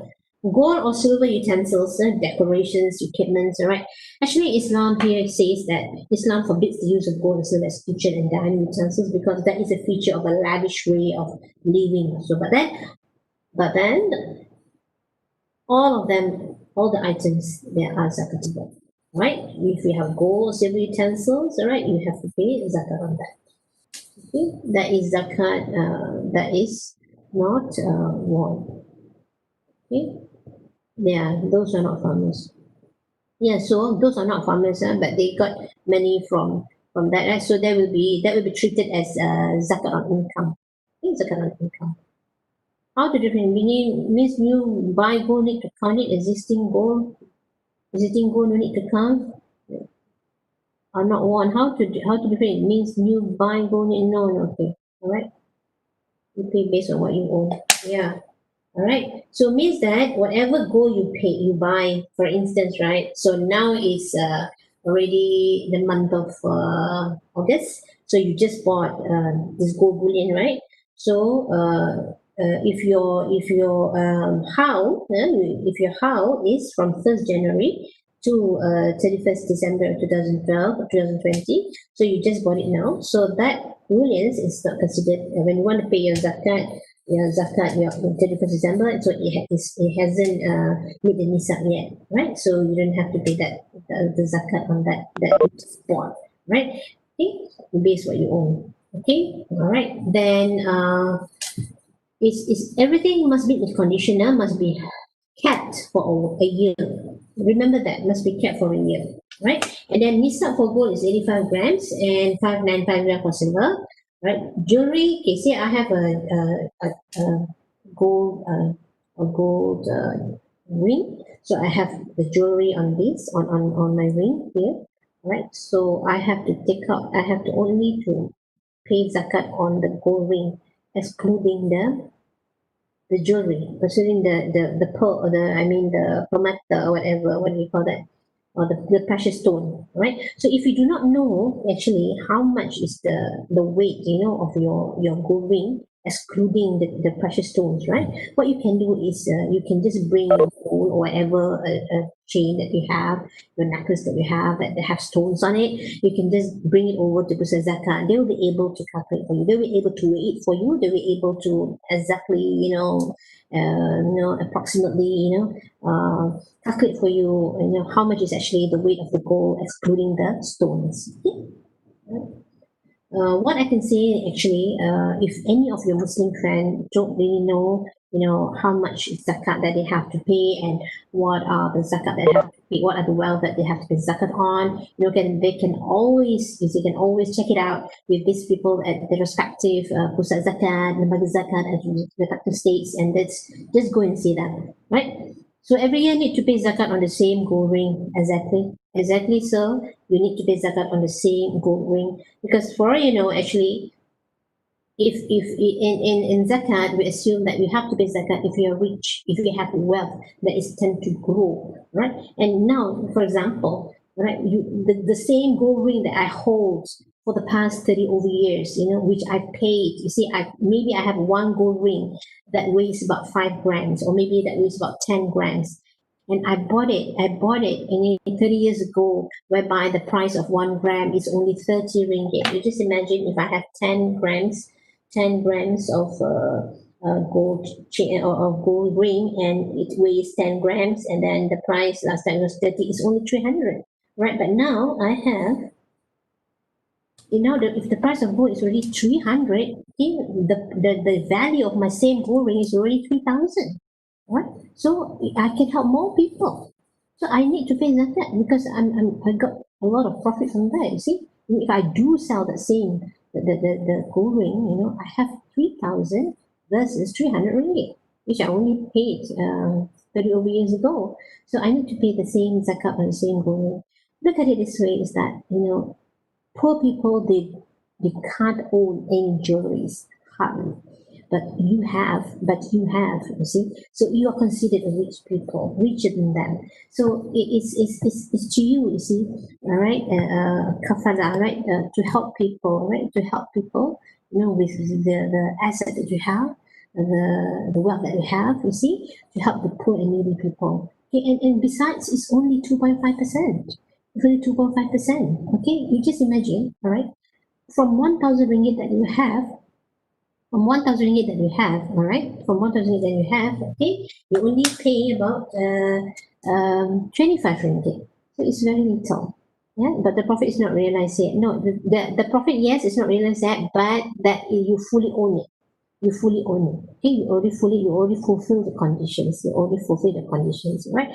And inshallah, all right, even though you have met all the conditions, you're a Muslim, you fully own it, and then you already kept it for a year, and it meets the nisab or whatnot. Okay, and then this is among the same gold ring. If you have one gold ring, okay, but then it doesn't meet the nisab, right? One gold ring that only weighs about 10 grams, and then because the nisab is 85 grams, right? It doesn't meet the nisab. You don't have to pay the gold. You don't have to pay zakat on it. Remember, if the question that you asked me, the same gold ring. So I assume it's just one gold ring, and I assume if the gold ring only weighs 5 grams, 5 grams means it doesn't meet the nisab. The nisab of gold is 85 grams, right? So you don't have to pay zakat on that one gold ring that you have. Okay? Platinum with diamond ring, is platinum considered as silver? Platinum, I'm not sure, Lagaswati. Platinum considered as silver. I think it's a different thing. I think it's a different metal, platinum and silver, right? But here we just address the gold and the silver. I'm not sure about platinum. So sorry about that. Okay. Say nisab for gold is 12 grams and nisab for gold is 85 grams. Okay, so the nisab is 85 grams for gold and 595 grams for silver. So if you have that one gold ring and only weighs 5 grams, something like that, so you don't have to pay zakat on that gold ring. Okay. The zakat and okay, just now is the zakat and silver, which are not are one. Okay, which are not one. So methods of calculating the zakat, all right? So let's look at how you pay the zakat. Okay, so for instance, you have your gold, your bullion, your bullions, your coins, and then you have about 100 grams. And definitely it meets the nisab because the nisab for gold is 85 grams. So you have 100 grams. So it meets the nisab. So you have to pay the zakat because this is for gold and silver that you do not wear. which are not worn. So the nisab is 85 grams. So value of gold, for instance, 1 gram is 150. So 100 grams times 150 is 15,000. So you have to pay zakat 2.5% on 15,000. Okay. And now gold and silver that is worn. Yeah, gold and silver that you wear the silver. Jewelry that is obtained for personal use as ornament and used lawfully by women is not zakatable. Okay, listen up, it's not zakatable. However, if the amount or quantity of jewelry exceeds the customary amount, zakat will be imposed. Yeah, there is something called customary amount, or is also called uruf. Yeah, uruf is an Arabic word customary. The only jewelry that reaches uruf customary amount for extravagance is zakatable. Okay, what does it mean? Okay, right? Okay, zakat on gold and silver.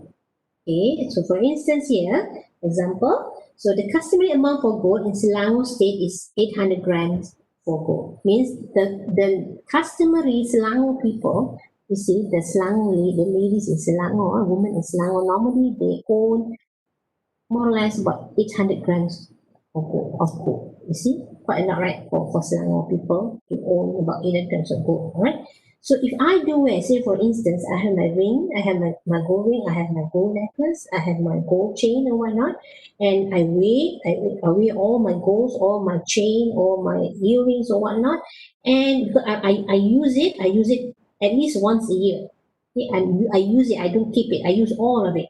All right, so it means that gold and silver I wear, which are worn. All right, so I follow the uruf for Selangor because I'm staying in Selangor. All right, so if all my jewelry, my earrings, my rings, you see, my necklace, my gold bracelets or whatnot exceeds 800 grams of gold for Selangor, they say it's 900 grams. So if it is 900 grams, okay, how to calculate? Okay, this one for this okay, this one, okay, this slide here is wrong.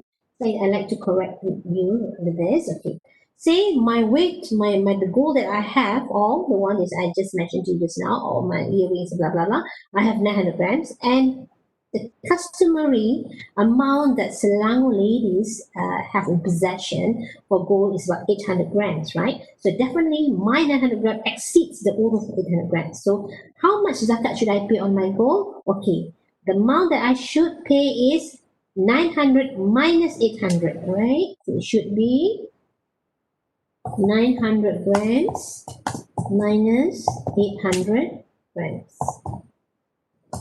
900. Okay. One, you only pay if you have more than, yes, right, Puspakaran, you only pay if you have more than 85 grams of gold, correct? So nisab for gold is 85 grams, means below 85 no need to, yes, Kim, nisab for gold is 85 grams, below 85 grams no need to pay zakat, exactly. Logos mati, so it's platinum with diamond ring, no need to pay zakat, right? Platinum with diamond ring, I think so. Platinum, it doesn't belong into the silver family. Okay, 800 grams minus 900 grams minus 800 grams. Okay, so 100 grams times, say the price of the gold is 150. So it's equivalent to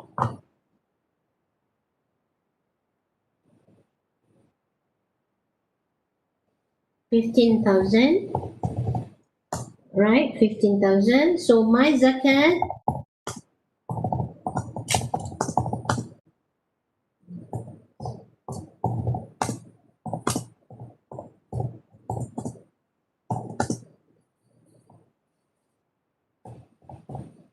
Alright, so my zakat is only 15,000 times 2.5%, 375. Yeah, the slide here is wrong. Yeah, it's not value of gold is not 900 gram times 150. Right, is the difference, is the difference from the uruf. Yeah, it's the difference. So remember, difference, the difference. All right.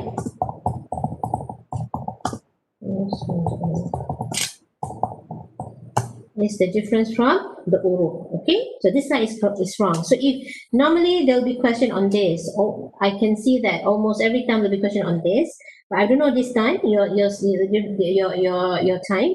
But for your information, all right, for gold and silver, that is one, which I want, right? You have to follow the huruf. You don't have to pay the whole thing. But if you do not wear, you don't. Okay, say I have my necklace, I have my earrings, I have my gold ring, and I never wear. I just put it in my jewelry box and put it, so I never wear it. All right. So I'm subjected to what is my nisab is 85 grams of gold. So if I have 900 grams of gold, yeah, so means I have to follow the 85 grams. So I have to take 900 grams times the price of the gold because I don't use not even once in a year.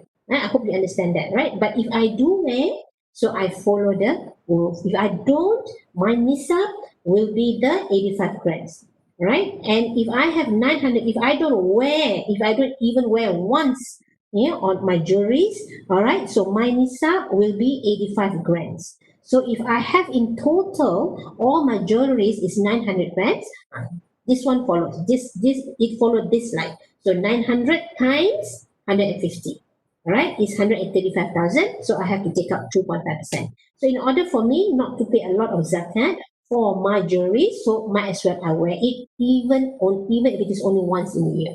Right? Not few minutes lah, where 1 day or 2 days or 3 days lah, not 1 minute. Okay, okay, that one maybe not accountable for at least wear once in a year.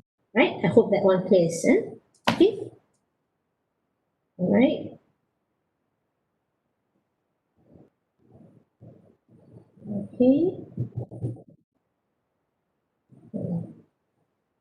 Okay, this is the example of the uruf of gold rate in Malaysia according to states. Different states, different uruf.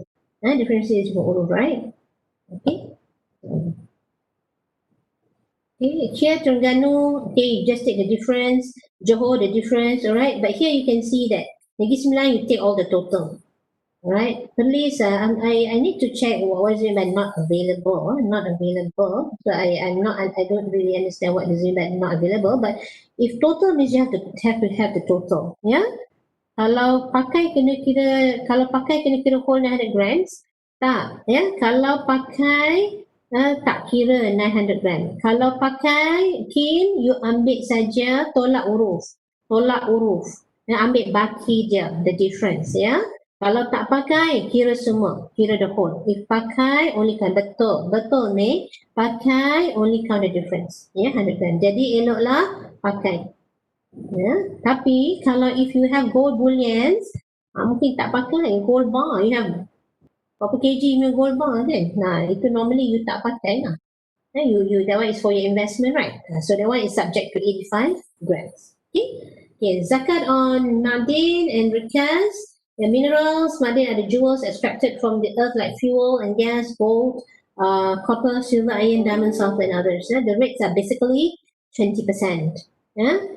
Total on the table meant pakai also pay for zakat. Itulah Lester, total kat table tadi tu, itu salah. That's wrong. That's wrong. Tadi I highlightkan tadi, Lester.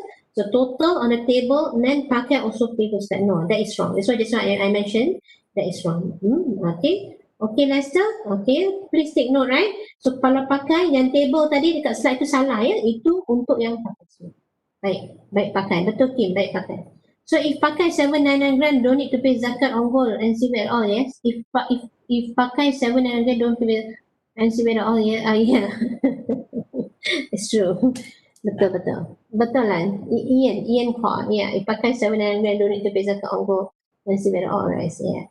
Alright. Okay. Silver lain, silver is 595.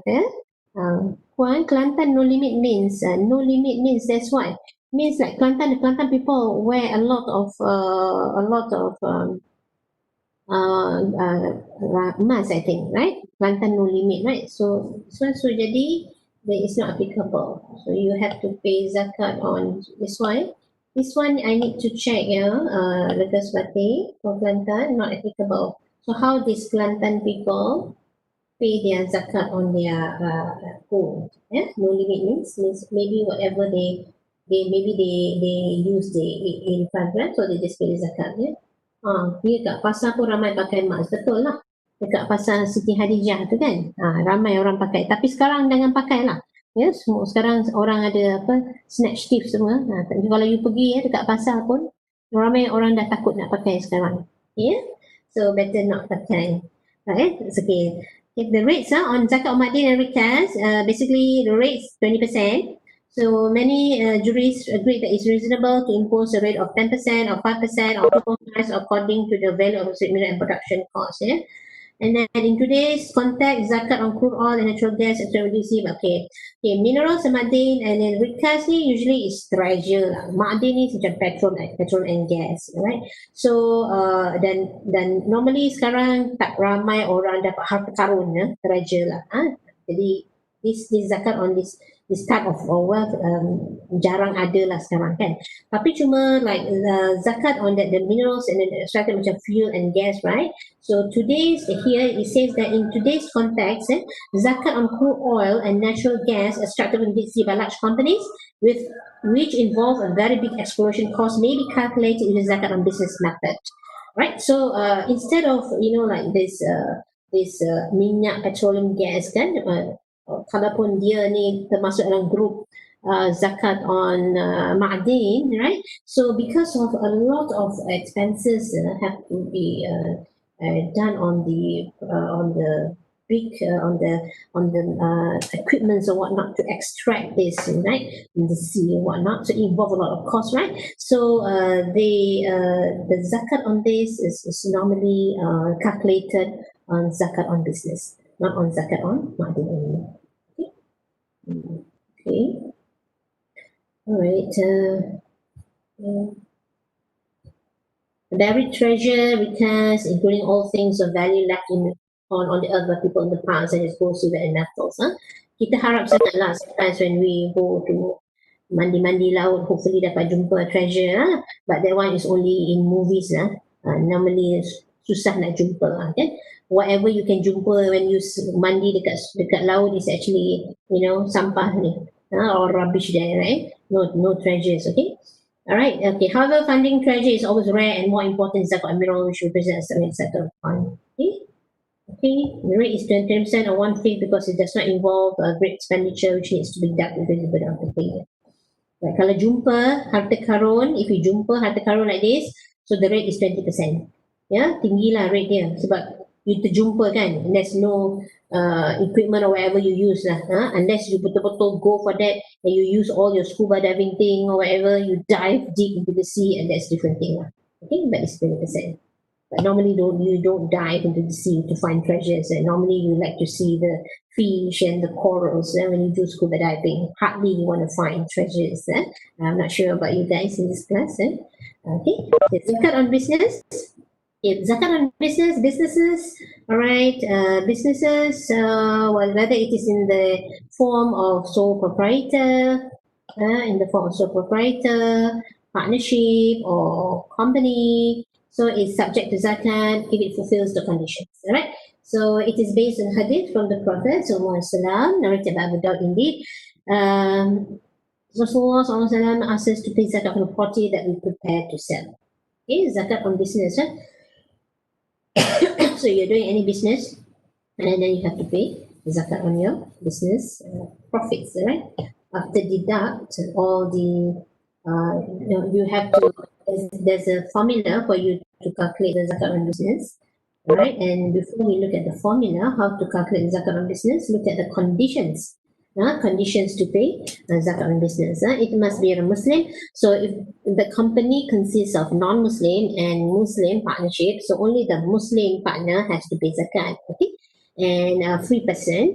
The wealth must be from halal sources, which means those activities prohibited against Islam cannot be included in zakat calculation. So emit the nisab at the end of the haul, okay, which is 2.5% or equivalent to 85 grams of gold. Emit the haul, and it must be from productive property, example cash, shares, bond, and inventory, etc. The business must be fully owned at the date of haul.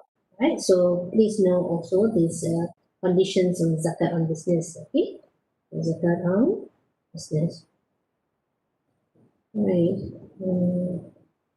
So I'm supposed actually to break a little while for 10 minutes, but just now we had some glitch in the system, right? So I just carry on. So hopefully we can finish this by 5 or a bit before 5, okay? So zakat on business. So zakat collection is based on net current assets. So basic equation or basic steps to assess zakat on business is, so zakat payable is calculated as cash plus stocks for sale plus debtors minus creditors times 2.5%. Right, so this simple equation is applied whether to assess zakat on sole proprietor or on large multinational corporation. But then again, ladies and gentlemen, if your client do have a business and they do not know how to calculate, the zakat that they have to pay on their business, so what you can do is you can advise them, to go to Pasar Zakat and get advice from them, because they are the people that are most well versed with, the zakat calculation on any zakatable wealth, okay? And zakat on business is quite new as well. So it's good for you to advise them, to consult this zakat people. Why the slide different with our download slide? Few different slide, really? Oh, I'm not sure. So probably this is different, different slide with our download slide. Few different slides. Okay, I'm not sure why is that. So probably I need to check. Okay, this one is actually I got these slides from the Sharia module 4, right? Sharia module 4, right? So Sharia RFP module 4. So probably you could, after this, just go into the e-learning and then just go to Sharia RFP and then click on module 4 on module 4 tax and zakat and look for the slides for zakat. Okay. Evaluation, we have to complete module 2 and 4 today, or just module 2 and module 4 on 28/8. Evaluation, we have to complete module 2 and 4 today, or just module 2 and module 4. Oh, you cannot access to Sharia RFP? You cannot access to Sharia RFP? Oh, I'm not sure about that. I need to ask the host, the MFPC, whether can you access or not to Sharia.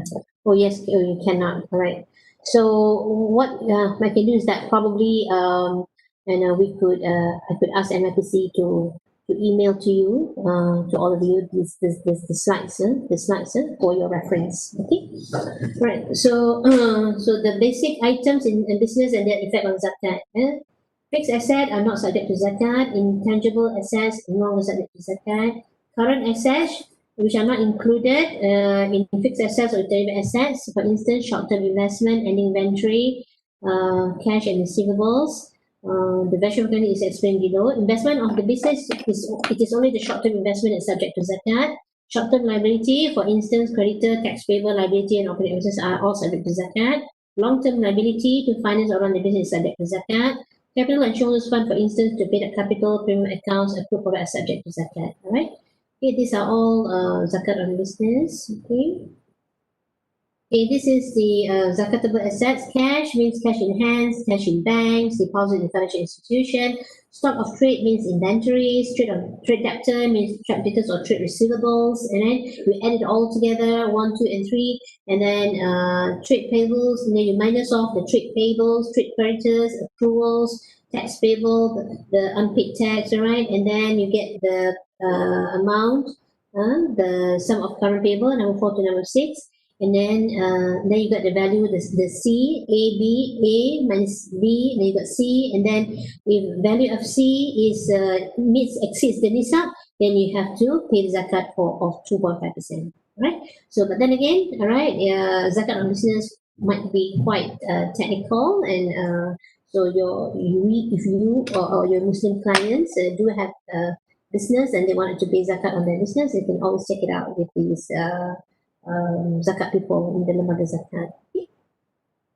So zakat on savings, this is what I mentioned just now. Zakat on savings, on your savings account, all right, on your on in your investment whatnot here. Money is used as a measure of value, a medium of exchange and storage of value. So both intrinsic and family have the purchasing power like gold. So zakat rules regarding money based on zakat rules for gold, non-jewelry. All right. Money means money which is deposited or kept in savings account. Okay. The money that you keep in your saving account, fixed deposit, current accounts, and any kinds of saving, you have to pay zakat on those. Right. So that what it means. Okay. Right. Zakat on money.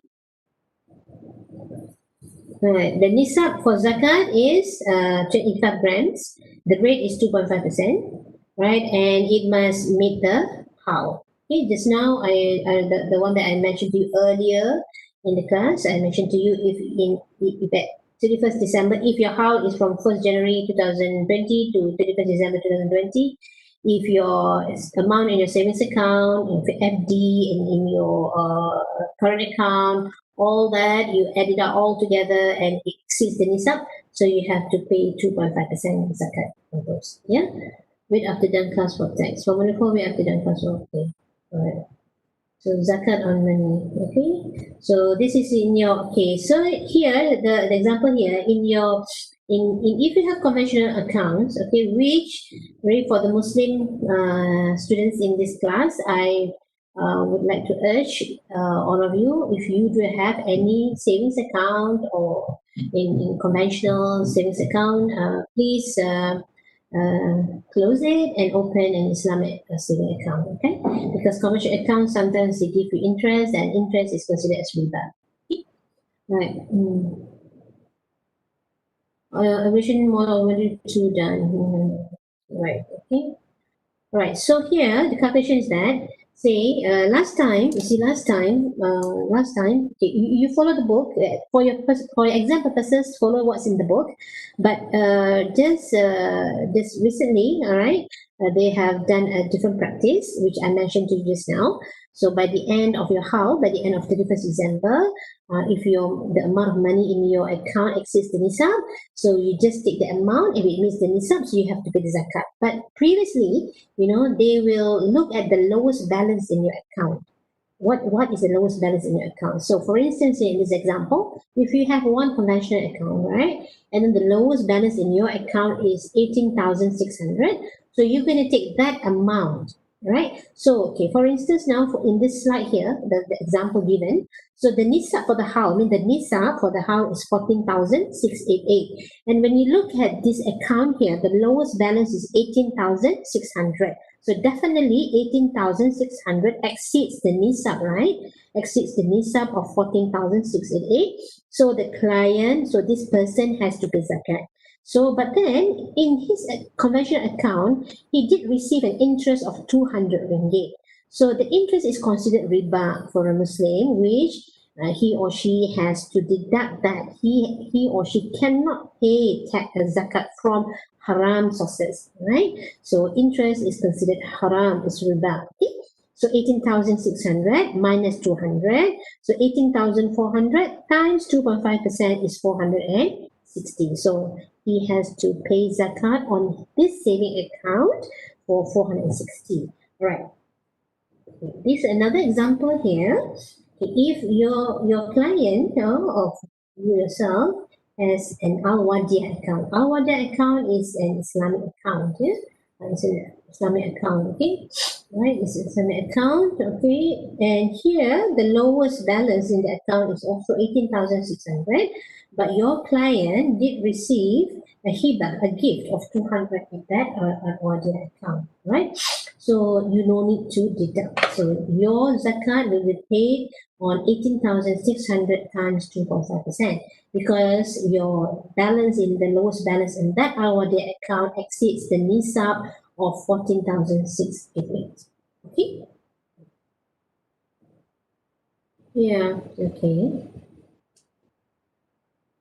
If you have multiple savings, all right, so you just have to add all the amount in all the accounts, all right, take all the lowest balance. So here in this example here, it still follows the old practice, all right, whereby it takes the lowest balance in the particular account for the how, all right, for the particular year. Okay, so for account number 1, so the lowest balance is 4,000, account number 2 is 1,000, account number 3 is 10,000, so total amount is 15,000. 15,000 exceeds the nisab of 14,068 as per example. So the client has to pay zakat 15,000 times 2.5%. For instance, if all the accounts that your client has, of course, if you have, and it is below the nisab, okay, it's only like 10,000 below the nisab of 14,688, so you don't have to pay zakat on your savings. Okay, it's quite clear cut on that. Okay. Zakat on EPF withdrawal. Okay, zakat on EPF withdrawal, all right. Zakat on savings in EPF or any funds is imposed if it completes the howl and meets the minimum nisab and within the full control of the owner. All right, so zakat is imposed on retirement date when all the funds are withdrawn from the EPF. All right, so the money in your EPF is not zakatable. All right, but once you withdraw the money from your account, right, and then you have to pay the zakat. Okay, because it's already been there for many years. It's already mixed. It's an aggregate of all the savings that you have put in the EPF, right? So once you take it out and then and it meets the minimum nisab, right? So you have to pay the zakat. Yeah. Oh, okay. Okay. Say for example, if you withdraw 100,000, say thus the zakat is 100,000 times 2.5 is 2,500. Okay. Okay. Zakat on shares refer to valuable. Okay. Zakat on shares. We have the appendix here in your chapter here. In the appendix 1. All right. In your appendix 1. All right. Okay, on page 14-23 until 14-25, right? So they have the examples there on zakat that is kept idle, zakat traded actively, right? How they calculate the zakat, yeah? Right, so you can refer to the appendix 1 in chapter 14-23 up to 14-25 examples on how they calculate the zakat on shares, yeah? Right? Right. Okay, zakat on shares. Okay, zakat on shares. If the company pays zakat, all right, pays zakat. Here it says here.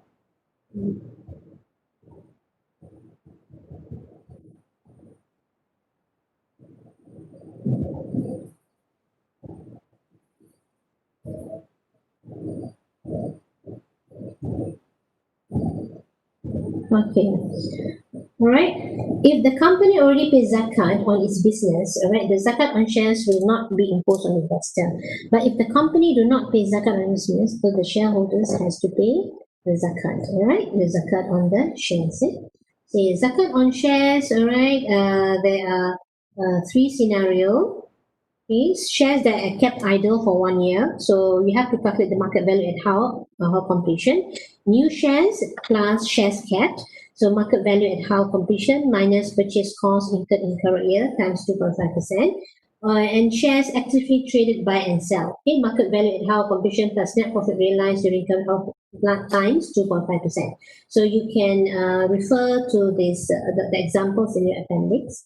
All right, so on all the three scenarios. Okay, so treatment of shares which are not Sharia compliant. So gains from shares that are not Sharia compliant, all right, you cannot pay zakat on that.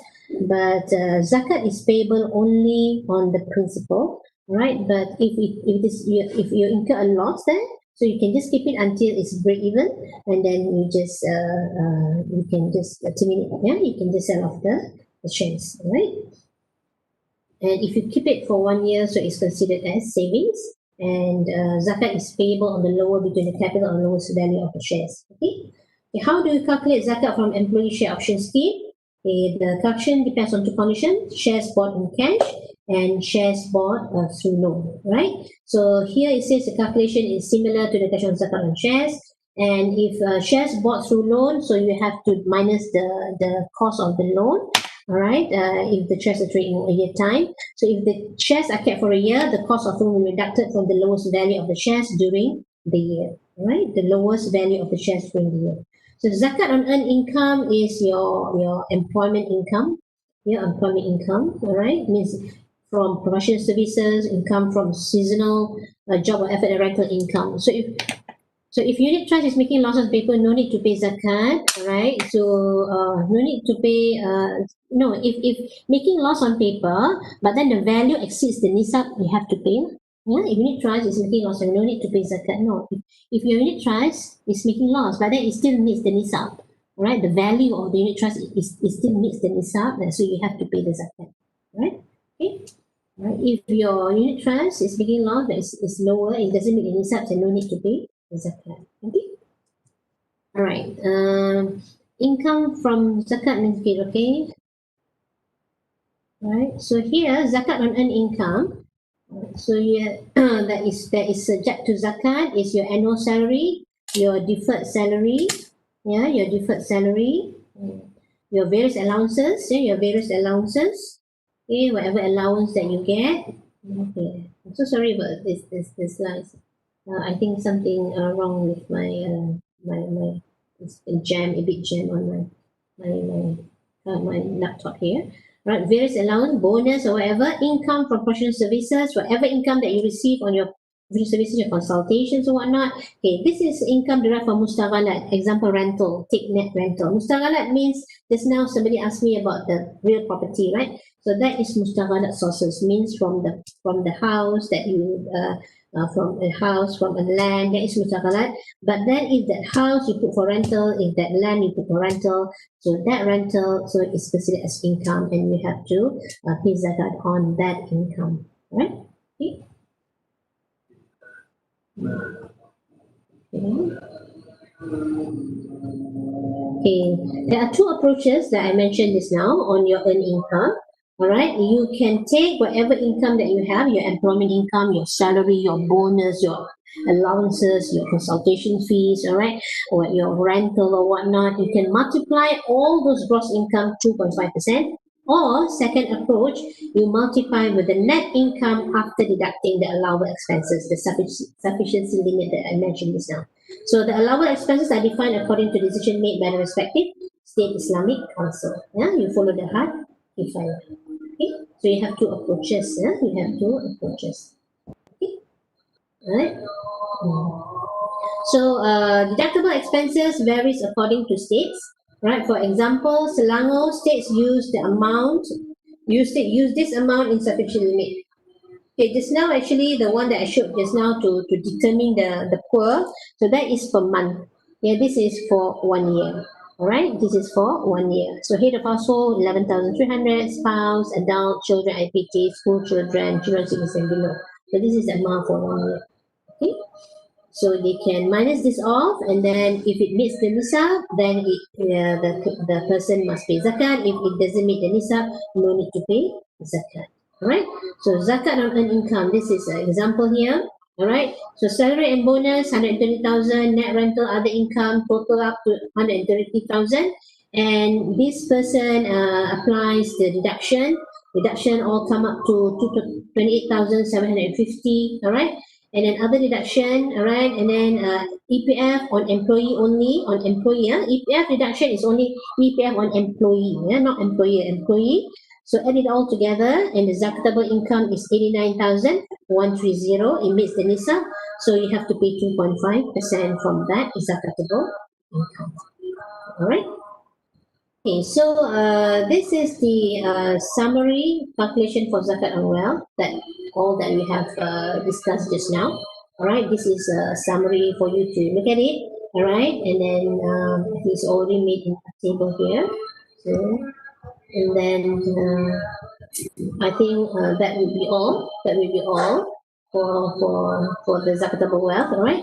So here, zakat and income tax. It says that the amount of zakat paid is entitled to be claimed as rebates, right, pursuant to Section 6A3 of the Income Tax Act 1967. So in addition to that, any payment which is related to Islamic religious dues such as zakat fitrah is also entitled for rebates under the same section. Now, whatever zakat you pay, right, is entitled for zakat rebate. So if the amount of zakat paid, okay, if the amount of zakat paid is more than the final tax due, no refund will be granted by the IRB. Say if your tax is 20,000 and you have paid zakat for 22,000, so you don't have to pay any more tax to lembaga hasil. But the extra 2,000 that you paid to pusat zakat won't be refunded by IRB, by LHDN, right? Okay, can we have lecture slide? I think better. Okay, I think Kim will get MFC to email you the slides that I'm showing you on the screen. Okay, so because I'm following this, I think maybe this is the more, all right. So I will let them know. Okay, and then what did I say just now? Okay, right. If say your tax is 20,000, and you have paid your tax to lembaga hasil 22,000 through STD or to via PCB. All right, so lembaga hasil will refund the extra 2,000 that you have paid, but whatever extra payment that you have paid to zakat won't be refunded. It won't be refunded. Okay, so that is what it says here. No refund granted. Okay, and then zakat and income tax here. Okay, here it says effective from January 2000, all right, somebody who's under employment, right, they can deduct their monthly zakat from the salary. So at the same time also, they have to deduct their tax using STD, scheduled tax deduction, to lembaga hasil. Right, so what they do is that they can request from the employer, all right, to deduct the amount of monthly zakat from the STD. Example here. Example. So therefore, the amount of salary remitted to the RB is the net amount of deducting the zakat paid. So for instance, all right, if the zakat, if we make STD, right, payment schedule tax reduction of for instance, okay, say if he made a standing instruction, standing schedule tax deduction to IRB of 200 ringgit, all right, and then he also made a deduction to zakat for 100 ringgit, okay, to zakat to 100 ringgit. So he can instruct his employer to only deduct 100 ringgit for the STD, so taxation to LHDN, because he already made 100 ringgit to pusat zakat. Okay, if say the STD, the standing instruction that he made through his employer, paid to the LHDN is 200 ringgit, and at the same time also he deduct his monthly zakat from his salary of 200 ringgit. So the employer need not to, the amount to deduct to STD will be zero. No need, because it's the same amount. Right? So if the STD that he made to LHJ is 200 ringgit, but he only made 50 ringgit to zakat. So the balance only he paid to LHJ is 150 ringgit, right? So zakat will supersede income tax. Zakat will supersede income tax, exactly, right? Zakat will supersede. Supersede means the word I'm not sure exactly. It is actually it's offset the the the tax payable, right? So relief and rebate is two different things, right? So zakat acts as rebates after you have calculated tax payable, right? Tax payable. So after, if the tax payable, say if the tax payable is 20,000 and you only pay zakat 10,000, so the client still has to pay 10,000 to lembaga hasil, right? So let's understand. So means that if say the tax payable is 15,000, but the client has paid 20,000 to zakat, right? For zakat, so they no need to pay any more to lembaga hasil because will be exceeded the 15,000 of tax contribution. Okay, I hope that clears to you understand. So zakat disebut income tax means if the zakat payable is more than tax payable, so definitely it supersedes lah. Right? Tapi kalau tax payable 20,000 tapi dia bayar zakat 10,000 saja, jadi dia masih lagi kena bayar lah 10,000 kepada income tax. Ya, sebab dia bayar zakat 10,000 saja. Yeah. So alright. So I think that's about all for today on zakat. Yeah. Jadi so nanti I akan will get MFPC to share with you this the slides. Okay, to share with you the slides so that okay you boleh ada access to it lah. Okay. So okay. All right. So do you have any more questions? Yeah. And now it's 4:37. We still have some time. Okay, we just have some time. So what you can do is just make sure that you read this. There's only one chapter for your exam here. And then I don't think there will be any problem. It's quite straightforward what you have in chapter 14. Yeah? Okay, here, okay, let's okay, soalan. But if monthly payment from zakat and tax at the same time, the zakat will be first according to your last night. But if monthly payment from zakat and tax at the same time, the zakat will pay first according to your last night. Okay.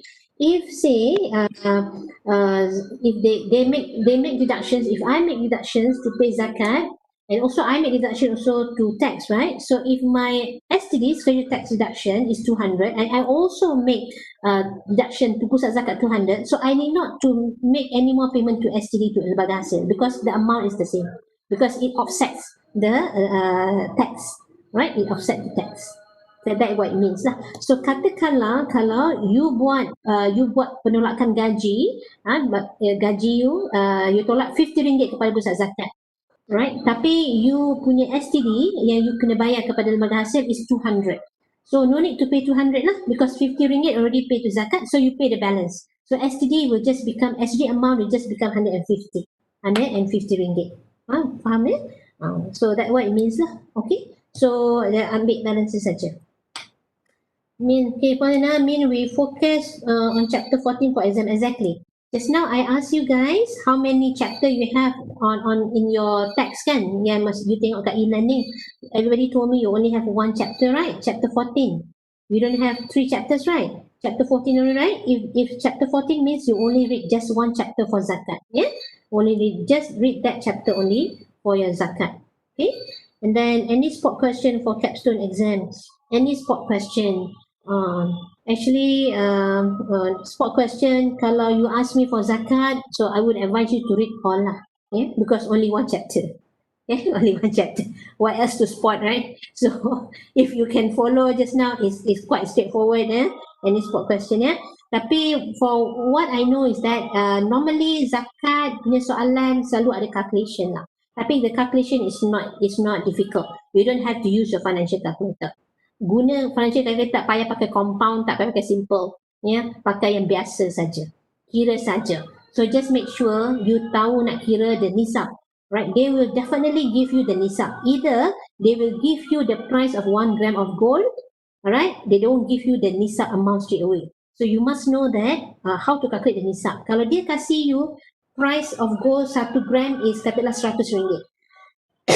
So definitely kalau then dia suruh you kira berapakah zakat on dia punya gold yang dia tak pakai. Contoh yang dia tak pakai.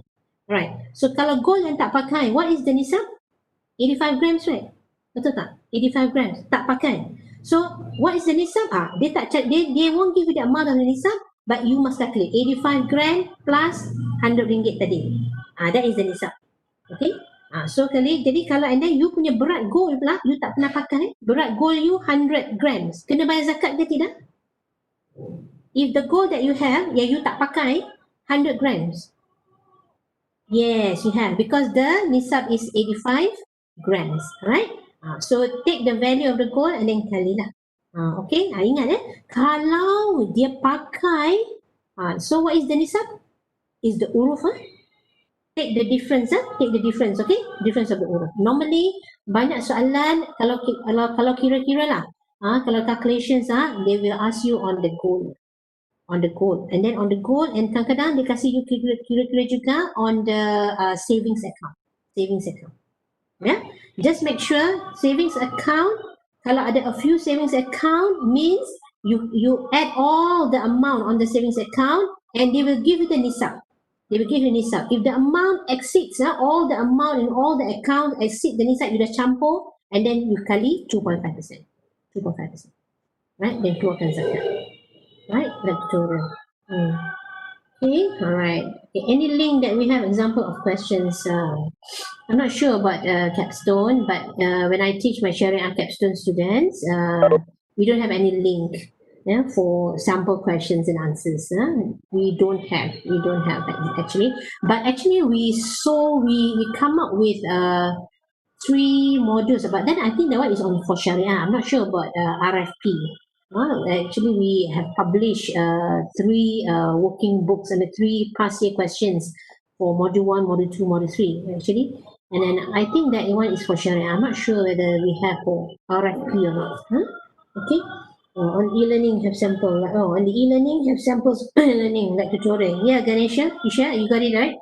So on the e-learning have sample question and answers. I think so too, sample answers and questions. But what you can do is that every end of the chapter there will be self-assessment questions. Try to do the question as well. Sometimes exam questions come up from that self-assessment question at the end of the chapters also. All right, so a lot of things for you to read because this is capstone challenge program. Though you have to start reading your book now. Actually, the tip to pass the exam is simple. You know what? Read from skin to skin of your textbook. So everything will be coming from there. All the questions will be extracted from your book. Nothing will be taken elsewhere. So once you read the book, it shouldn't be any problem to pass the exam. All right? Okay, Puan. Okay, luckily only satu chapter ya lah. Luckily kan, Lester, satu chapter saja, ya. Tapi yang lain-lainnya, lain-lain banyak chapter kan. So please call on your chapter zakat, okay? Because your passing mark is 50%, right? Is it? You know that 50% on the MCQs? Okay, right. Luckily, where can we get the passing question? No passing question lah kan? No passing question. Not yet, okay? Means we need to study all chapters, cannot skip. Yes. So start reading now, inshallah, you'll do fine, okay? And okay, another thing, I will leave my phone number here just in case any one of you need to ask me anything. Okay. Okay. 9890. 2829890. Okay, this is my phone number, 32980. So if any one of you need to ask me anything, all right, so you can just personal WhatsApp me. Okay, all right. So do you have any more questions? Right? Or tomorrow you have another class? You have another class on investment, right? Okay then. All right. So please do read. Don't wait until to the last minute. And especially you have to do your project paper some more. Right, and a lot of things for you to do, and a lot of holidays coming soon, right? Hari Malaysia, Hari Merdeka, yeah, all those things, right? Okay, email, okay, you want my email, sure.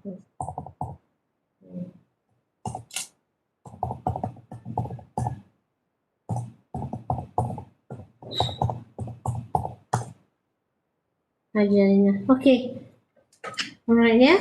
Okay, that's my email. So I know millennials like you guys, right? Communicate through emails. Me, old timer, yeah. Okay, me as a grandmother, I have 3 grandchildren already. Okay, I'm going to be able to withdraw my EPF money very soon, retirement age. So you millennials, I can see the difference, apa tu, nak email, I pakai phone cukup lah, ya. Personal WhatsApp cukup lah kan. So email kan, so very canggih one. Okay, tanya apa soalan lagi? Puan, in case you have question beside zakat, maybe ask to you can. You can ask me Benny. Nanti I cuba carikan jawapan untuk you, ya. Okay, alright. Is it sufficient to read the slides to pass exam? No, not sufficient. Just to read the slides. No. Slides only for revision, right? Don't read your slide. You can read the slides first as an introduction, okay, then for as a trailer, then you read your book, and then after you read your book, go back to the slides to refresh. Right, so that's how it should be. Okay, it's rather than skin to skin from textbook. Cannot lah. I was the first batch to take RFP, back in 2002. So it's difficult, it's torturing to me also. I went through the modular lah. So alhamdulillah, I passed through, but it's not easy actually, because I know you guys, you are not full-time students. We are all working people, so we don't have much time, right? And you know what? My student told me, Puan Zarina, your book is the best book ever. Do you know why? Because I cannot sleep at night. When I read your book, I read one paragraph, I can go to sleep. You see how powerful our book is? No need to read skin to skin, one paragraph only you can sleep. So tonight you cannot sleep, you take the zakat chapter, you try to read. If you can sleep, then you tell me tomorrow, Puan Zaina, your chapter zakat very good. Okay. so I'm just telling you. So it's not easy to go through all 7 modules. Okay. Alamak, I need to skin so many chapters. Jangan mati dulu. Don't die first. Read first, then only you tell me. Okay, don't make decision now. Don't jump into any judgment. Bila you pass nanti, you'll be the first person to be very happy on the earth, I tell you. So because of hard work. So that is why it's called challenge program. you challenging yourself to go through one module one day. I respect you guys. All right, so you can do it. Okay, study hard. Yeah, selamat Hari Merdeka. Okay, be free. Yeah, okay. All right. Okay lah. Any more? Okay, let me see. Okay, can zakat every chapter. All right. Okay. So, any more questions from you guys? Thank you so much. Thank you so much for being good students today. Alhamdulillah. So, should you need any more questions, I try to help you to answer. Inshallah, just personal WhatsApp me. Okay then? All right. So, take care, guys. Stay safe. Stay safe. Okay, bye.